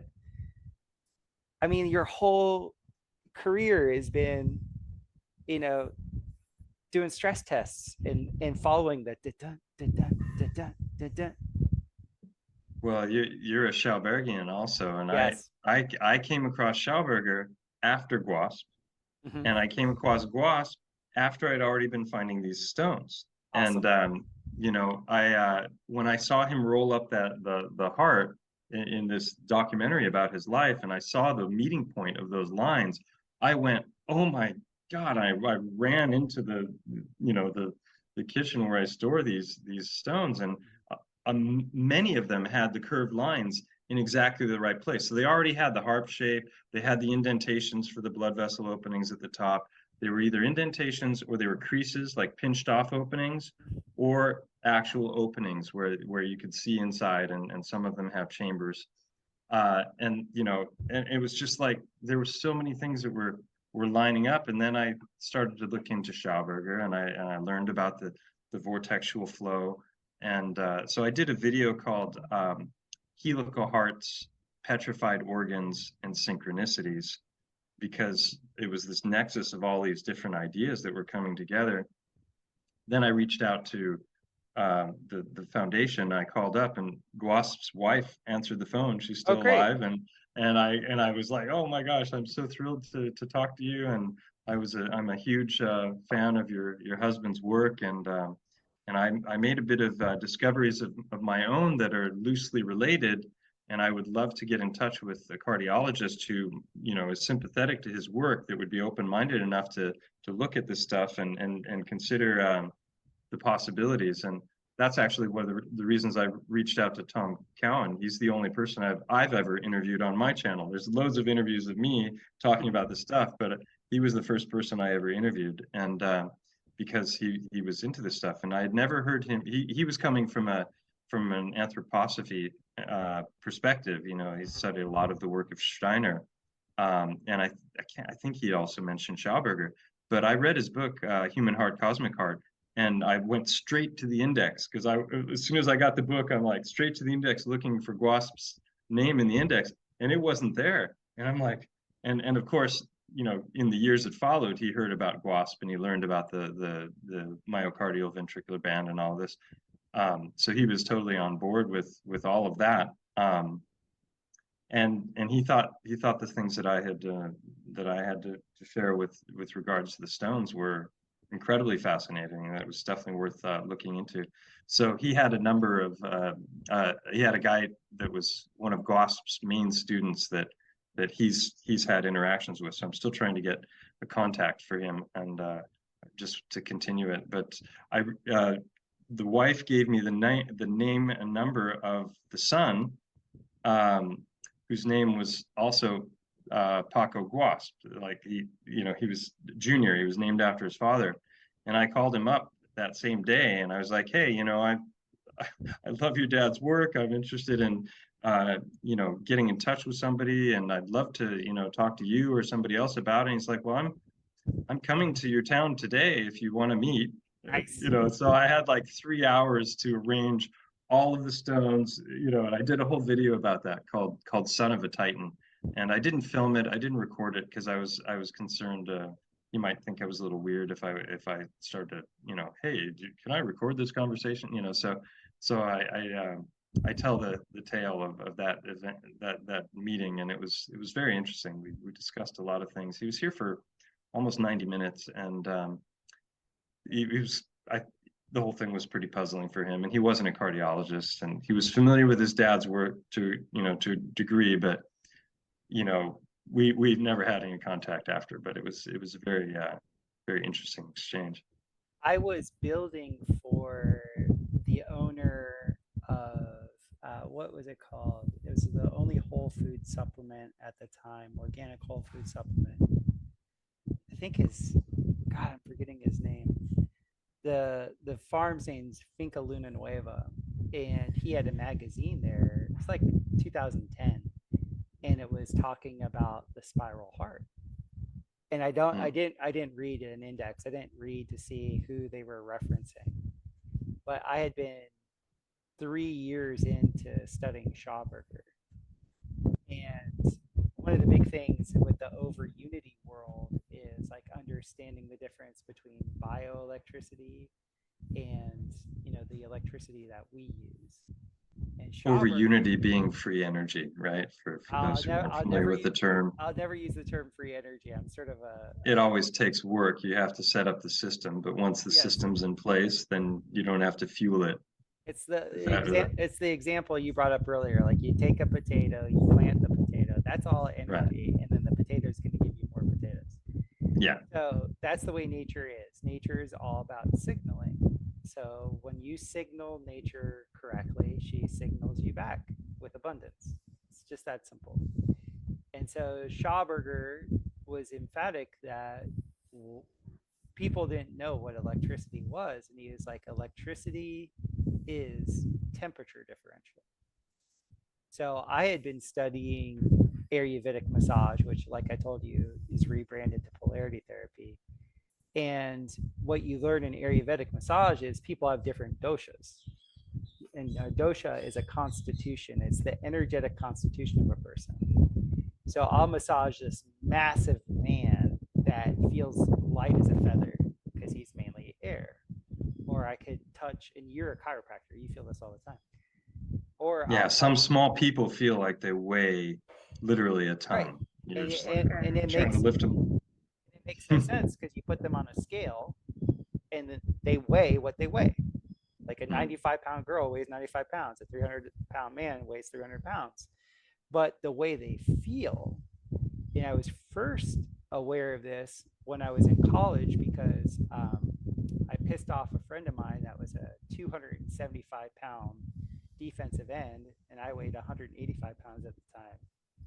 So he wanted to kill me, and we got in a fight, and I flipped him. Like I was able to flip him, and I was like, was that just adrenaline? Like, what was that? Like, how did that happen? But as a 185-pound man, I actually have like the energetic constitution of like a 400-pounder. And I had a You coach, look like you're built sturdy. yeah, I had a coach tell me once, he's like, dude, you're like the George Foreman of kickers. He's like, you're not built on speed. You're built on like pure power and weight. And in my massage practice, that's really helped because no matter who I'm with, energetically, my energetic body can do work on their body. And I would only teach people that had a similar kapha pitta or pitta kapha constitution, which is fire and earth constitution, to work to actually do the type of body work that I do, because it takes an impressionable energetic body to be able to do what you're doing. If you're too vata, it's not going to work the same. It's not going to be, you can do other things. You could do cranial sacral, you could do all this other stuff that's very subtle.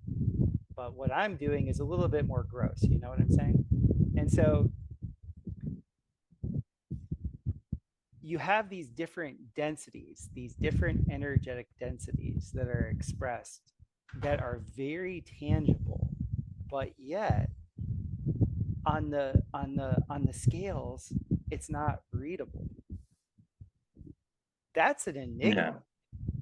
Like when I try to talk to my stepfather, who was a surgeon for 45 years and Johns Hopkins and knows everything, and everybody else is an idiot. And I tried to explain these types of things to him, yet I would give him a foot massage and he would literally like melt and like be so grateful.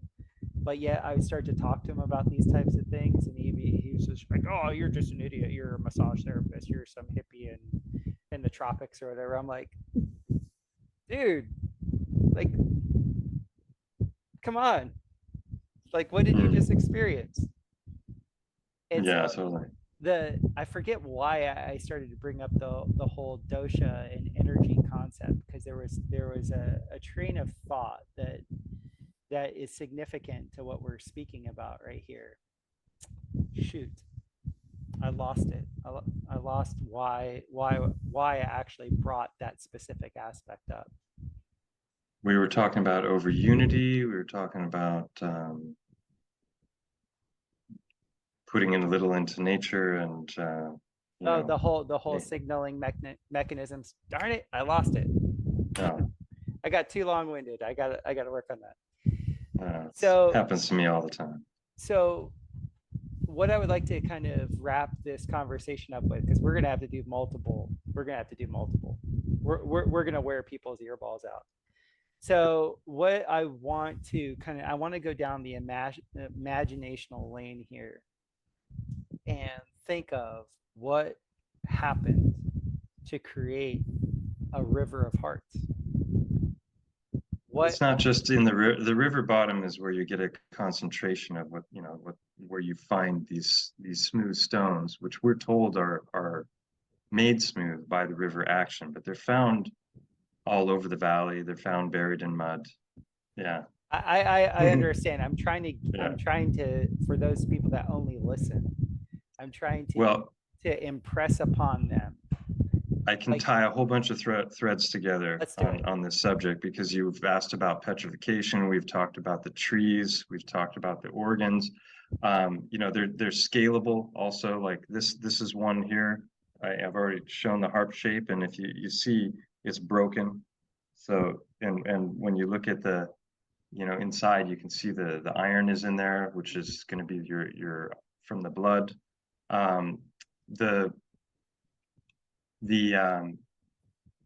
The petrification process, we didn't really get into it. I have a theory called boiled egg theory, which had to do with the outer portion of the body being destroyed through either volcanic activity, which would be, you've got pyroclastic flows, which can go at 1500 degrees Celsius, plus the winds of, you know, a volcanic eruption can reach, you know, supersonic sound speeds. So the power of a major volcanic eruption is, you know, off the chart.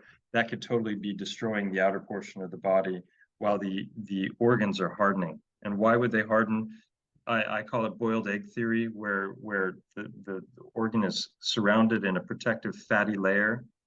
It's floating in fluid, and then you have the pleura cavity, which is another big fatty protective layer that all of the organs are in. And as the body is being destroyed from the outside in, just like an egg that's boiling, how it hardens, that goes from soft fluid, the proteins denature because of the heat, and it hardens. That was the theory, but I was puzzled about where the bones, and the bones are interesting, because if you put bone into a crock pot, which is, you know, a pressure cooker, bone softens to sponge and then eventually turns to gel. So bone would disappear while organ would harden. I brought up the bog bodies before. That's an interesting thing as well, because the acidity, I didn't know this until just a month or two ago, the acidity causes the bones to dissolve, but the content of the composition of the peat bog also causes the organs to harden. So essentially what you end up with is a skin bag filled with hardened organs. And then eventually that bag is going to wear away, and those hardened organs might not be stone yet, but that might be finished off by the permineralization process that I described before, which is this infiltration of different minerals. But getting back to the big trees, you've got the electroplasmatic events that we talked about in the form of volcanoes. But we, you know, if you take it up to the big scale of the realm, like what are we in? I know you're a toroid earther like I am, or you know, I'm not exactly sure what your whole cosmology is, but you know, if you think of a Tesla ball and you can touch the outer part of these balls, and you know, the plasma kind of goes to your fingers and everything. I think of it, you know, every once in a while we get one of these Phoenix events, the Medusa event, the, you know, the where it's realm-wide cataclysm. Well, in the rainforest, 80%, 90% of the wildlife exists on the tree or in the tree.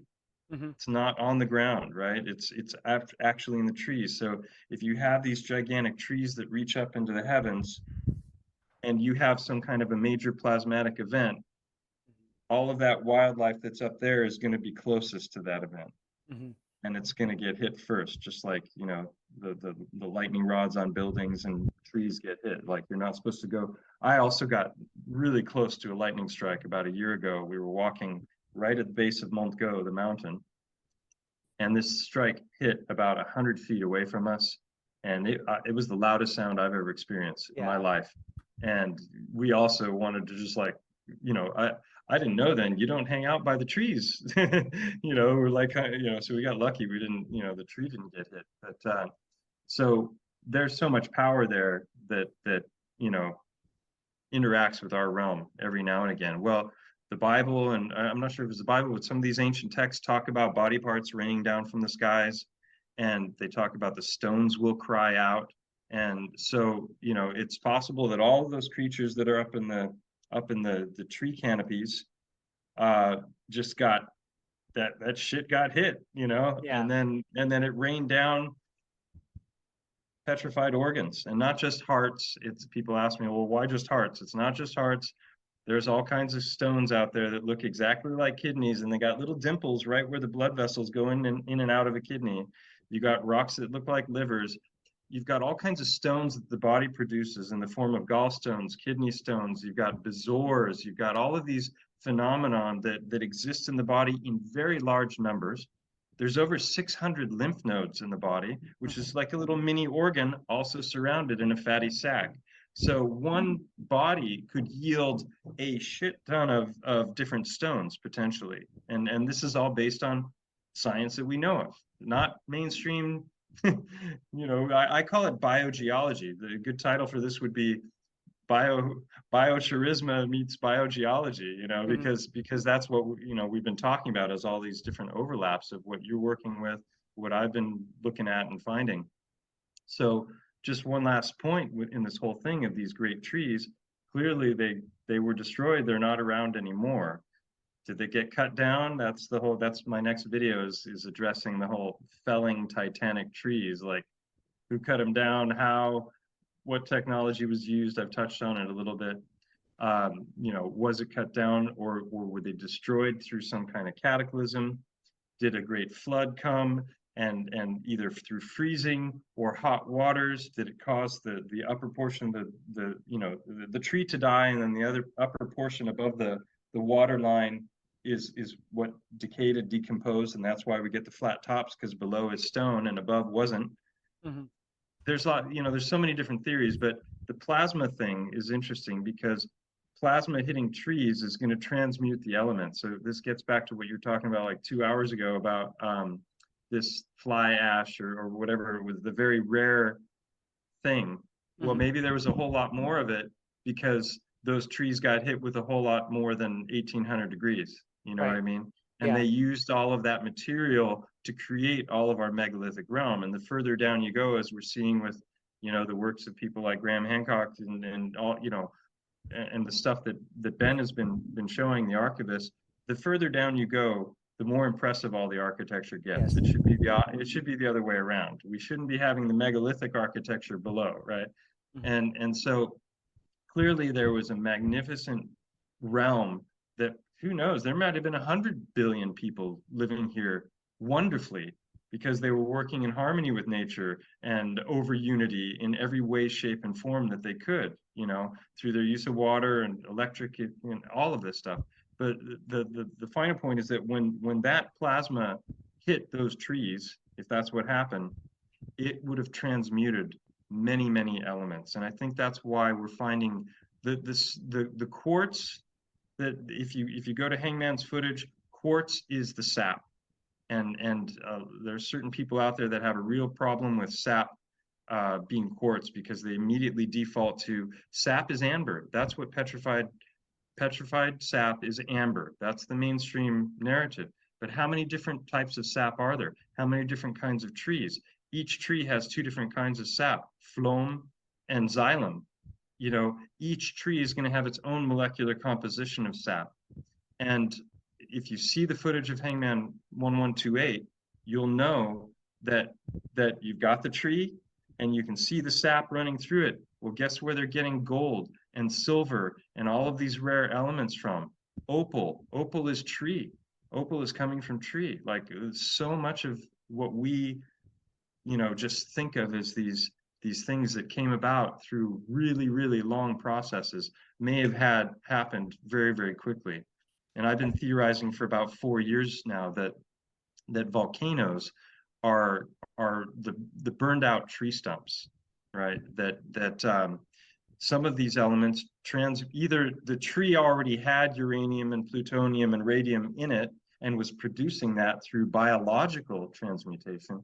We haven't really touched on the difference between biological transmutation and electroplasma transmutation, but bodies transmute elements also. Yes.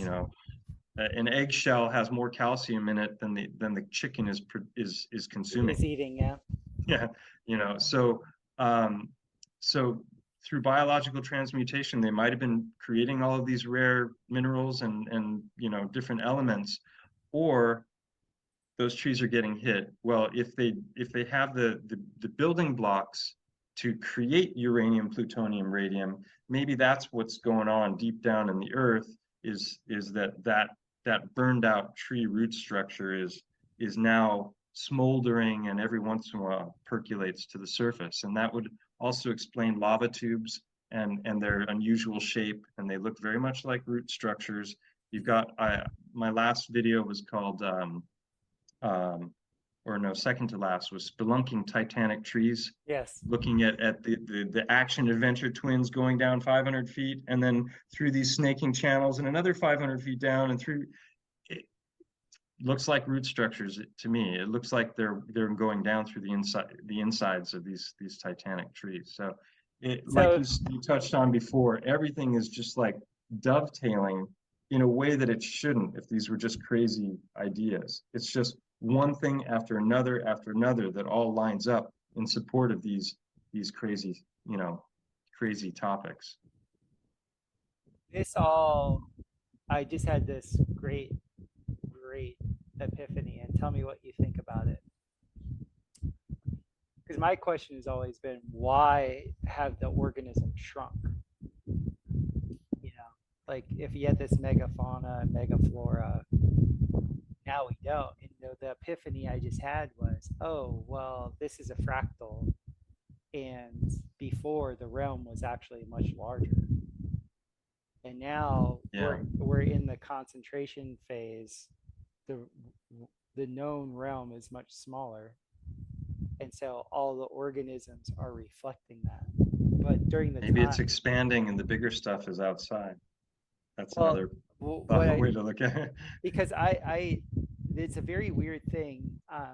The way I read the Puranas, which is like the ancient Vedic story of creation, essentially, the way I interpreted it, and I'm not saying I'm correct, but the way I interpreted it was you went from the Kali Yuga, the Iron Age, to the Golden Age. You don't go Kali Yuga, the Iron Age, to the Copper Age to the Silver Age to the Golden Age.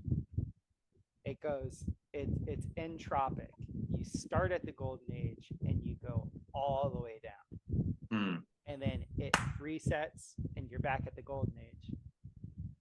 So with you explaining this, and like you're excellent, I have to say your work is so good. What I think has occurred is we started in a pool that was this big in the Satya Yuga, and we're now in a pool that's this big. Like if you were to take the Prague clock, we used to encompass the entire Prague clock. And then as with each yuga cycle, with each like major cataclysmic cycle, the pool gets smaller and smaller and smaller and smaller to the greatest level of concentration, and then boom, it goes back out. Because this is how crystals grow. It's how the water flows. It's implosion technology. I know you're a big cavitation guy. We didn't get to cavitation at all. We could talk hours on just cavitation, because that's what chiropractic is all about, is that adjusted moment is a cavitation. And then you were talking about retrocausality, and that ties into things like solitonic transmission through fascia, where communication is going in both directions. Definitely. So that's we can nerd out on that stuff next time. But when it comes to the whole fractal thing, I mean, just two simple things are, in a pressurized system, you have gigantism. Yes. Right. So you take a hyperbaric chamber, you add, pressure and increase the oxygen concentration, which if you had a whole lot of trees, that were inhabiting the realm, it would have been a completely different environment in every way, the vapor canopy days. So that's one aspect of it. And they've done experiments in modern times where they've gotten gigantism out of tomato plants and different things just by increasing the pressure and the oxygen content a little bit. And then the other thing, when it comes to gigantism, not only is there, even in the mainstream narrative, we got our dinosaur, fairy tale, but gigantism is just a matter of fact in the ancient world. Everything was bigger back then. We have our myths of our titans and everything. But things grow to match their container. You know, like Precisely. a turtle will keep growing and growing and growing. So will sharks, apparently. Everything just keeps growing, you know. So it might be that, you know, if you, it's like this just I natural writing mechanism where, okay, now we got too many beings. Now we need to reset, and everything is going to be smaller so that we can have more life that thrives, and it's it not just keeps going. it's the opposite, because the perimeter defines the center.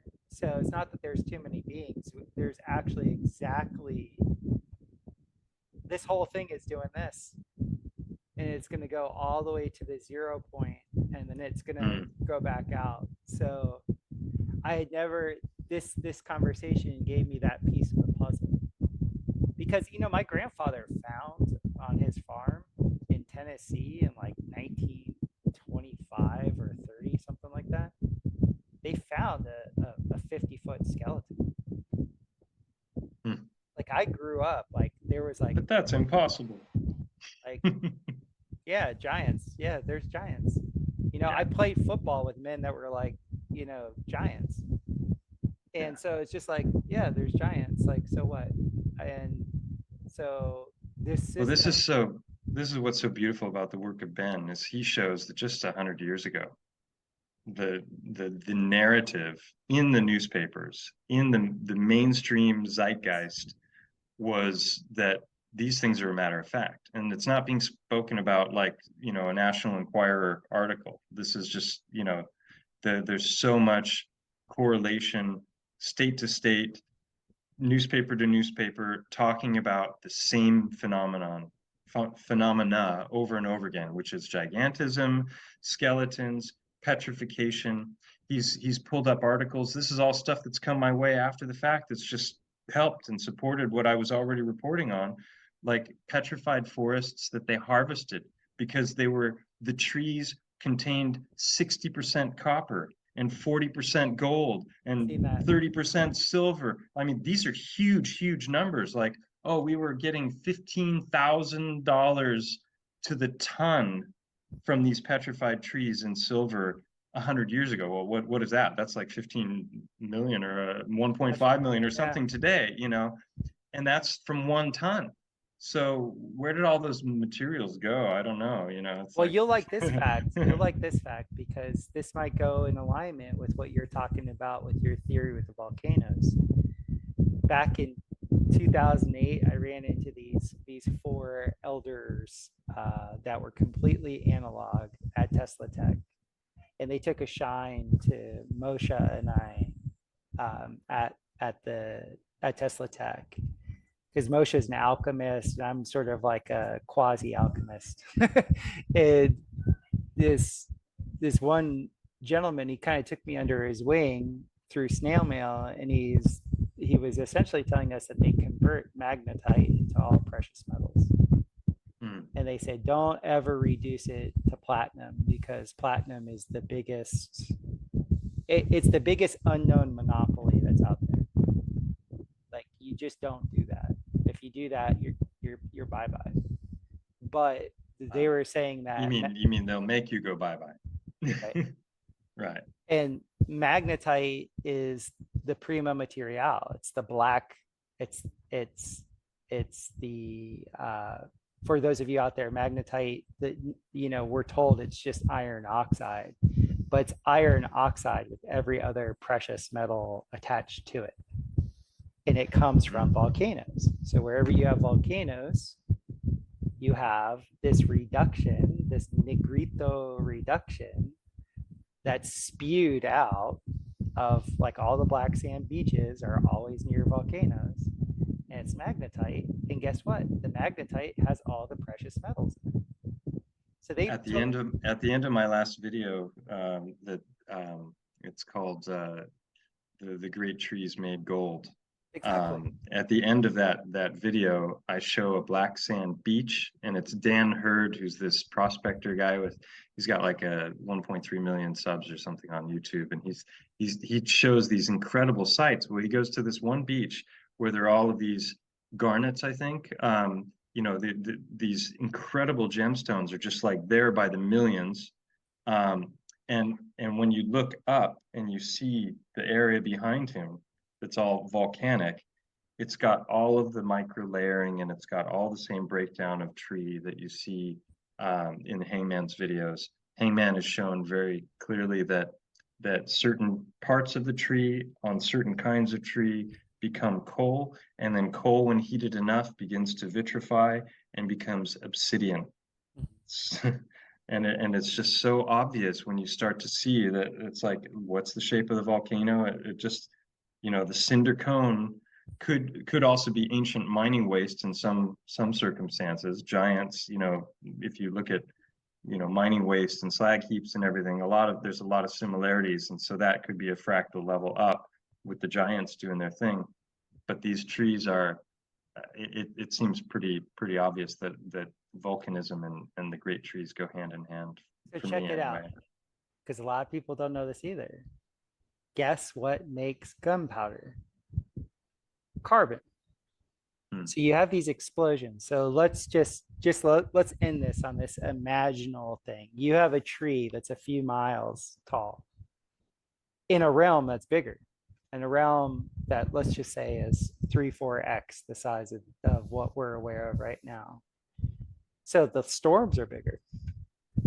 Let's just say there's one of these solar minimum or maximum events, and boom, it's massive, like something like the size of a state of lightning comes down and cracks this 3-mile high tree. That electricity, because a lot of people don't know, with lightning, you have energy coming up from the ground and down from the top. So those currents that you're talking about, everything's traveling through the root system on its way up to the point that it's on the way down, and it meets in the middle. Because I have the distinction of actually being in a car when I was a little boy that was struck by lightning. I grew up in the lightning capital of the world, like, South Florida is the lightning capital. That's what happened to you. No wonder you're so smart. Just nutty lightning storms all the time. But like, I remember as a little kid seeing lightning. I actually went to go get mail when a storm was rolling in, and I was looking at this golf course because I could see the lightning in the distance, and it wasn't raining by me, and that's where it's the most dangerous, is right on the fringe. And so I went to go get the mail, and I looked down to look at the golf course, and lightning struck a tree that was probably 100 meters from me. But what I saw a light come up, and then the light come down, and then the explosion.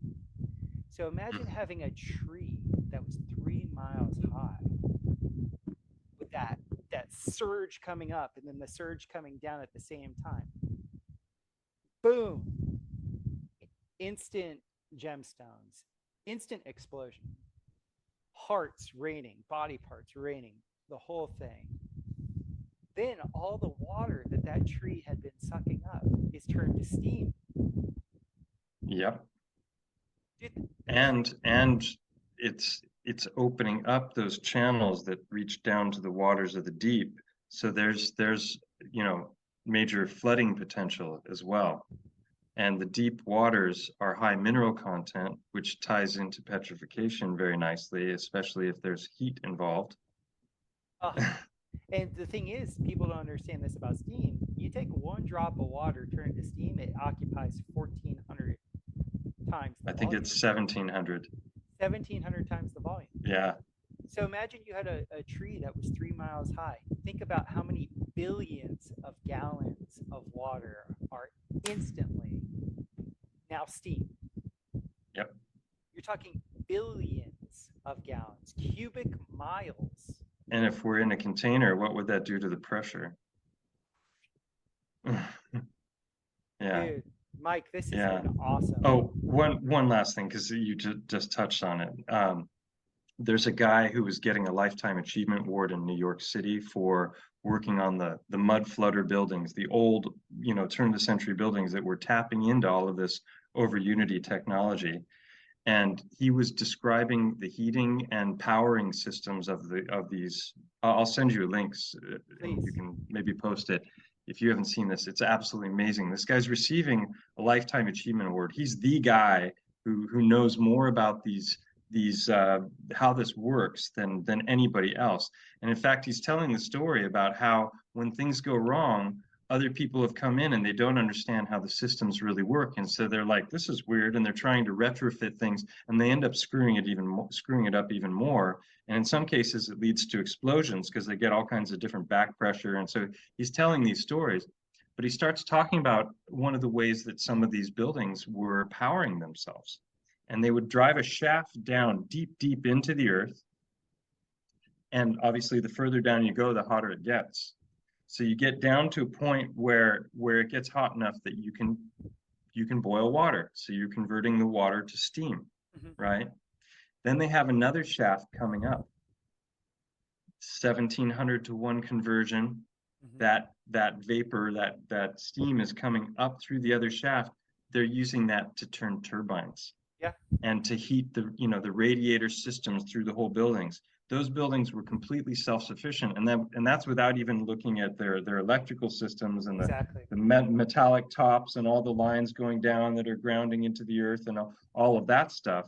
Just from steam alone, by tapping into it was a you get into the whole nuclear power, is that a hoax and all this, and isn't it interesting that the nuclear power, they always have these tree-like trunk. Somebody said that the other day, and I was like, yeah, that is interesting. I don't remember who mentioned that, but it's almost like they're paying homage to the, what if when they're going down, they're tapping into this molten former tree, and what if nuclear power plants are just steam power?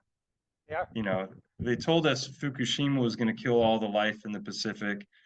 Hiroshima, Nagasaki, people were moving back in weeks after, and those are thriving communities that don't seem to have, ultra high cancer rates. Chernobyl is a thriving ecosystem. So the stuff they told us about nuclear power when I was a kid and what would happen when there was destruction was a joke compared to the reality. I wouldn't be surprised if that's what nuclear power plants are, is they're drilling down, tapping into this heat, using that to convert, because 1700 to 1 is a hell of a conversion rate. You'll get a kick out of this. My grandfather was a nuclear physicist, like a doctorate, nuclear physicist, and he was a very odd duck. Like, he was an extremely brilliant man, kind of Asperger-y. And growing up, he'd always say these things to me, but he would never explain them because I think he was always trying to test my intelligence. And he'd always audit my handwriting. He really got into that. And he did all these things for the Air Force. So why do you have a doctorate in nuclear physics that didn't do anything with bombs, didn't do anything with nuclear stuff? He worked on genetics for the Air Force. So he said to me once, and this is at the height of the Cold War, this is Reagan and the Star Wars, and the Ruskies are going to bomb us to oblivion and all the rest of it. And I was telling him my fear one day, and he's like, Christopher, they never make a weapon that they're not going to use. And I read that as a kid, oh my God, we're gonna die. Oh shit, we're doomed. We're gonna die tomorrow, because we're told, the U.S. has 17,000 nuclear warheads, Russia has 12,000. I mean, the numbers that they were given were it was such an absurd thing during the Cold War. And when he said that to me, I was just mortified. It took me a bunch of years to understand. He was telling me they don't have any weapons. Well, this gets back into prosperacy, right? Because that was a big fear for me growing up as well. I used to constantly ponder, when will the last day be, and the Russians and the Cold War and all this, and now I lost the thread. It'll come back to me in a second.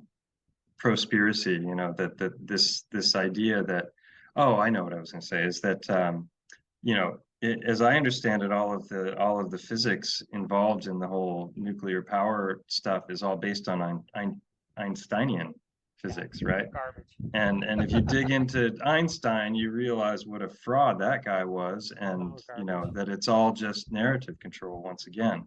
Yeah. So that's why I like that term prospiracy, because it's like it's when you dig into some of this stuff with the conspiracy world, it can get so dark. You start learning about what they're doing to kids and all these, the horrors at the top when it comes to the elite and who they are and what they're up to, and it can really be depressing, and it can cause you to spiral. Yeah.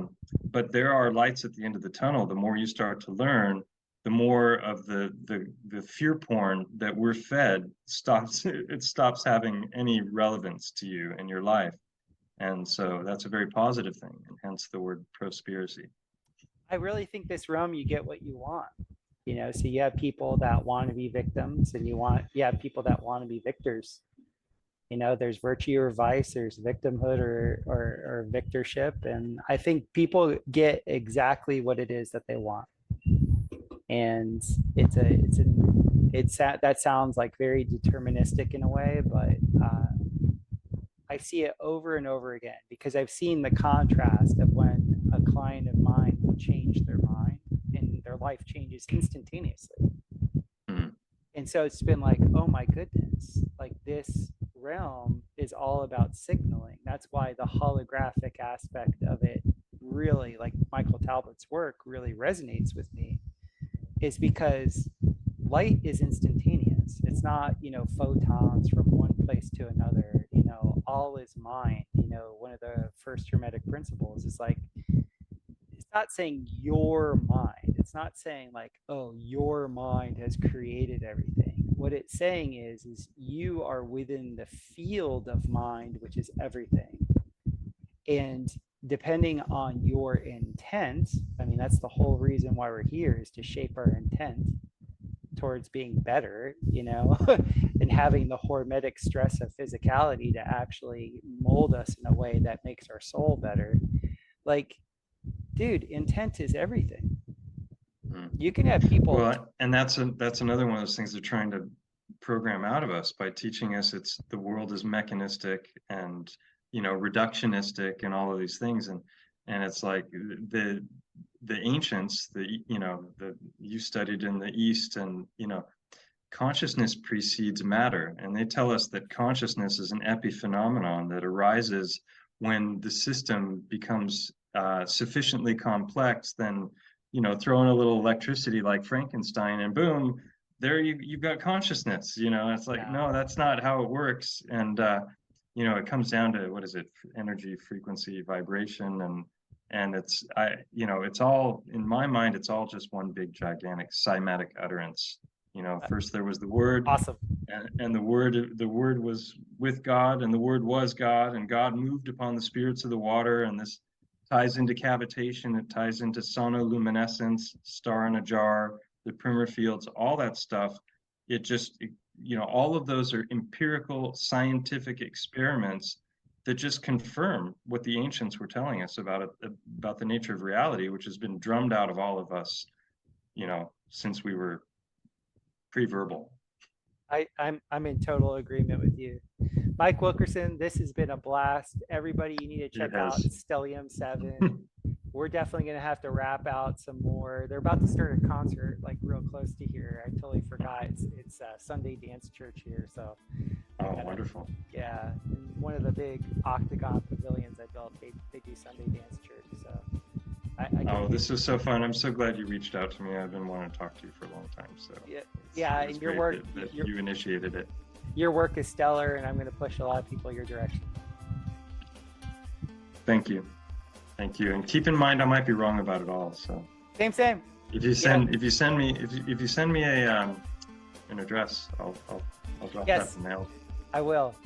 And hopefully someday it was found with you in mind, and it happened very quickly and very synchronistically. And it's a beautiful example because it's got so many of the features, including the aortal opening right at the top. What are the odds? I found that in seconds. Perfect. Good stuff, Mike. We'll talk soon. Take care. I hope you enjoyed Mike Wilkerson of Stellium7 on YouTube. Let's really start to look at what our surroundings are turning out to be. The majority of the coal mining shafts in the world that have actually had LiDAR or deep penetrating radar to actually map what's underneath us, those are actually turning out to look exactly like the root systems of trees. So we had massive trees, we had massive beings. The Titans actually did exist. There is, I guess, truth in fiction. And what we have to reconcile is that the people that actually manage us, or try to manage us, I should say, they don't want us to know about cataclysm. I've known this for a while internally, because what would be the point of materialism if cataclysm was a fact? What would be the point of pushing materialist ideology all the time? Reach for the golden ring. If there was the knowledge that, hey, the majority of the time, every civilization pretty much gets disappeared. And it usually happens when that civilization hubris hits its peak. Plato talked about it in Timaeus. It was like, as soon as humans thought that they were gods, boom, Atlantis was gone. And Atlantis, the way it was described, was much more advanced than us. This is not fiction. This is really part of our Creator's plan. We are to be here in wonder, and create at our level. We're not here to actually reinvent the wheel, per se. We are here to actually take the God-given tools and materials and skills and trust. And when we do that, we turn out to be like a Victor Schauberger, or we turn out to be like a John Morell Keeling. We biomimic. All the best technologies are biomimicry. I'm just so excited because so many other podcasters are starting to get into the work of Viktor Grebevnikov. And it's all pointing to this beautiful thing that there's technology that is over unity, which for all intents and purposes means that there's more output than input. This technology has been hidden from us because once you have that technology, you're not dependent on a false authority. The entire system that we're in right now depends you to be dependent on a false authority. So take that as much as you want. So we are going to be diving more and more into the work of these people that actually can lead to a real sense of independence. There's a calm that occurs when you know you can handle a situation, or you can handle a grid down situation. I have friends that are excellent from a security perspective. Like if there was ever like a security breach, they could handle that really well. I lack in that. But if there's a grid down situation, I can handle that. And what I want to do with the podcast is actually bring you guys innovators, thinkers that actually completely dissolve the lies, the narrative that's out there that makes you feel like you're a dependent, and bring to you a sense of calm in knowing that we're always provided for. We always have a way. If there's a problem, there's a solution, and you can get through it. So please check out the previous podcast. Now that I guess we're like 33 or 34 podcasts in, you're starting to get a framework. And if you re-listen to the earlier ones, you're going to start to understand what I've been talking about more. Because now there's a logic that's behind it. So please check those out. As usual, if you support, that's always a welcome. I love the reciprocal nature of existence, and I appreciate you guys sharing and all the rest of it. We have a really nice list of people coming through here in the near future. I'm going to bring on my buddy Chance Garton of the Interverse podcast. I got Steve Falconer coming on. He runs the Spacebusters website. Spacebusters channel on BitChute. He and I are going to jam pretty hard. Got interview Dr. Tom Cowan again. We're going to release that. And then Tom Barnett and I have a few funny things that are in the pipeline. So thank you guys so much for your support. And I really look forward to seeing you in the chat. Check out the BioCharisma podcast chat. That's a lot of fun on there.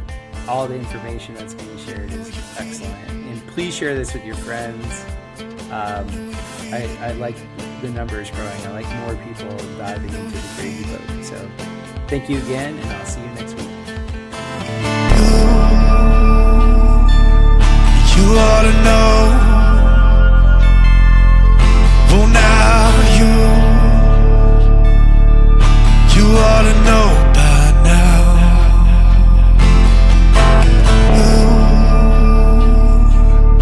You ought to know. Well, now you ought to know by now.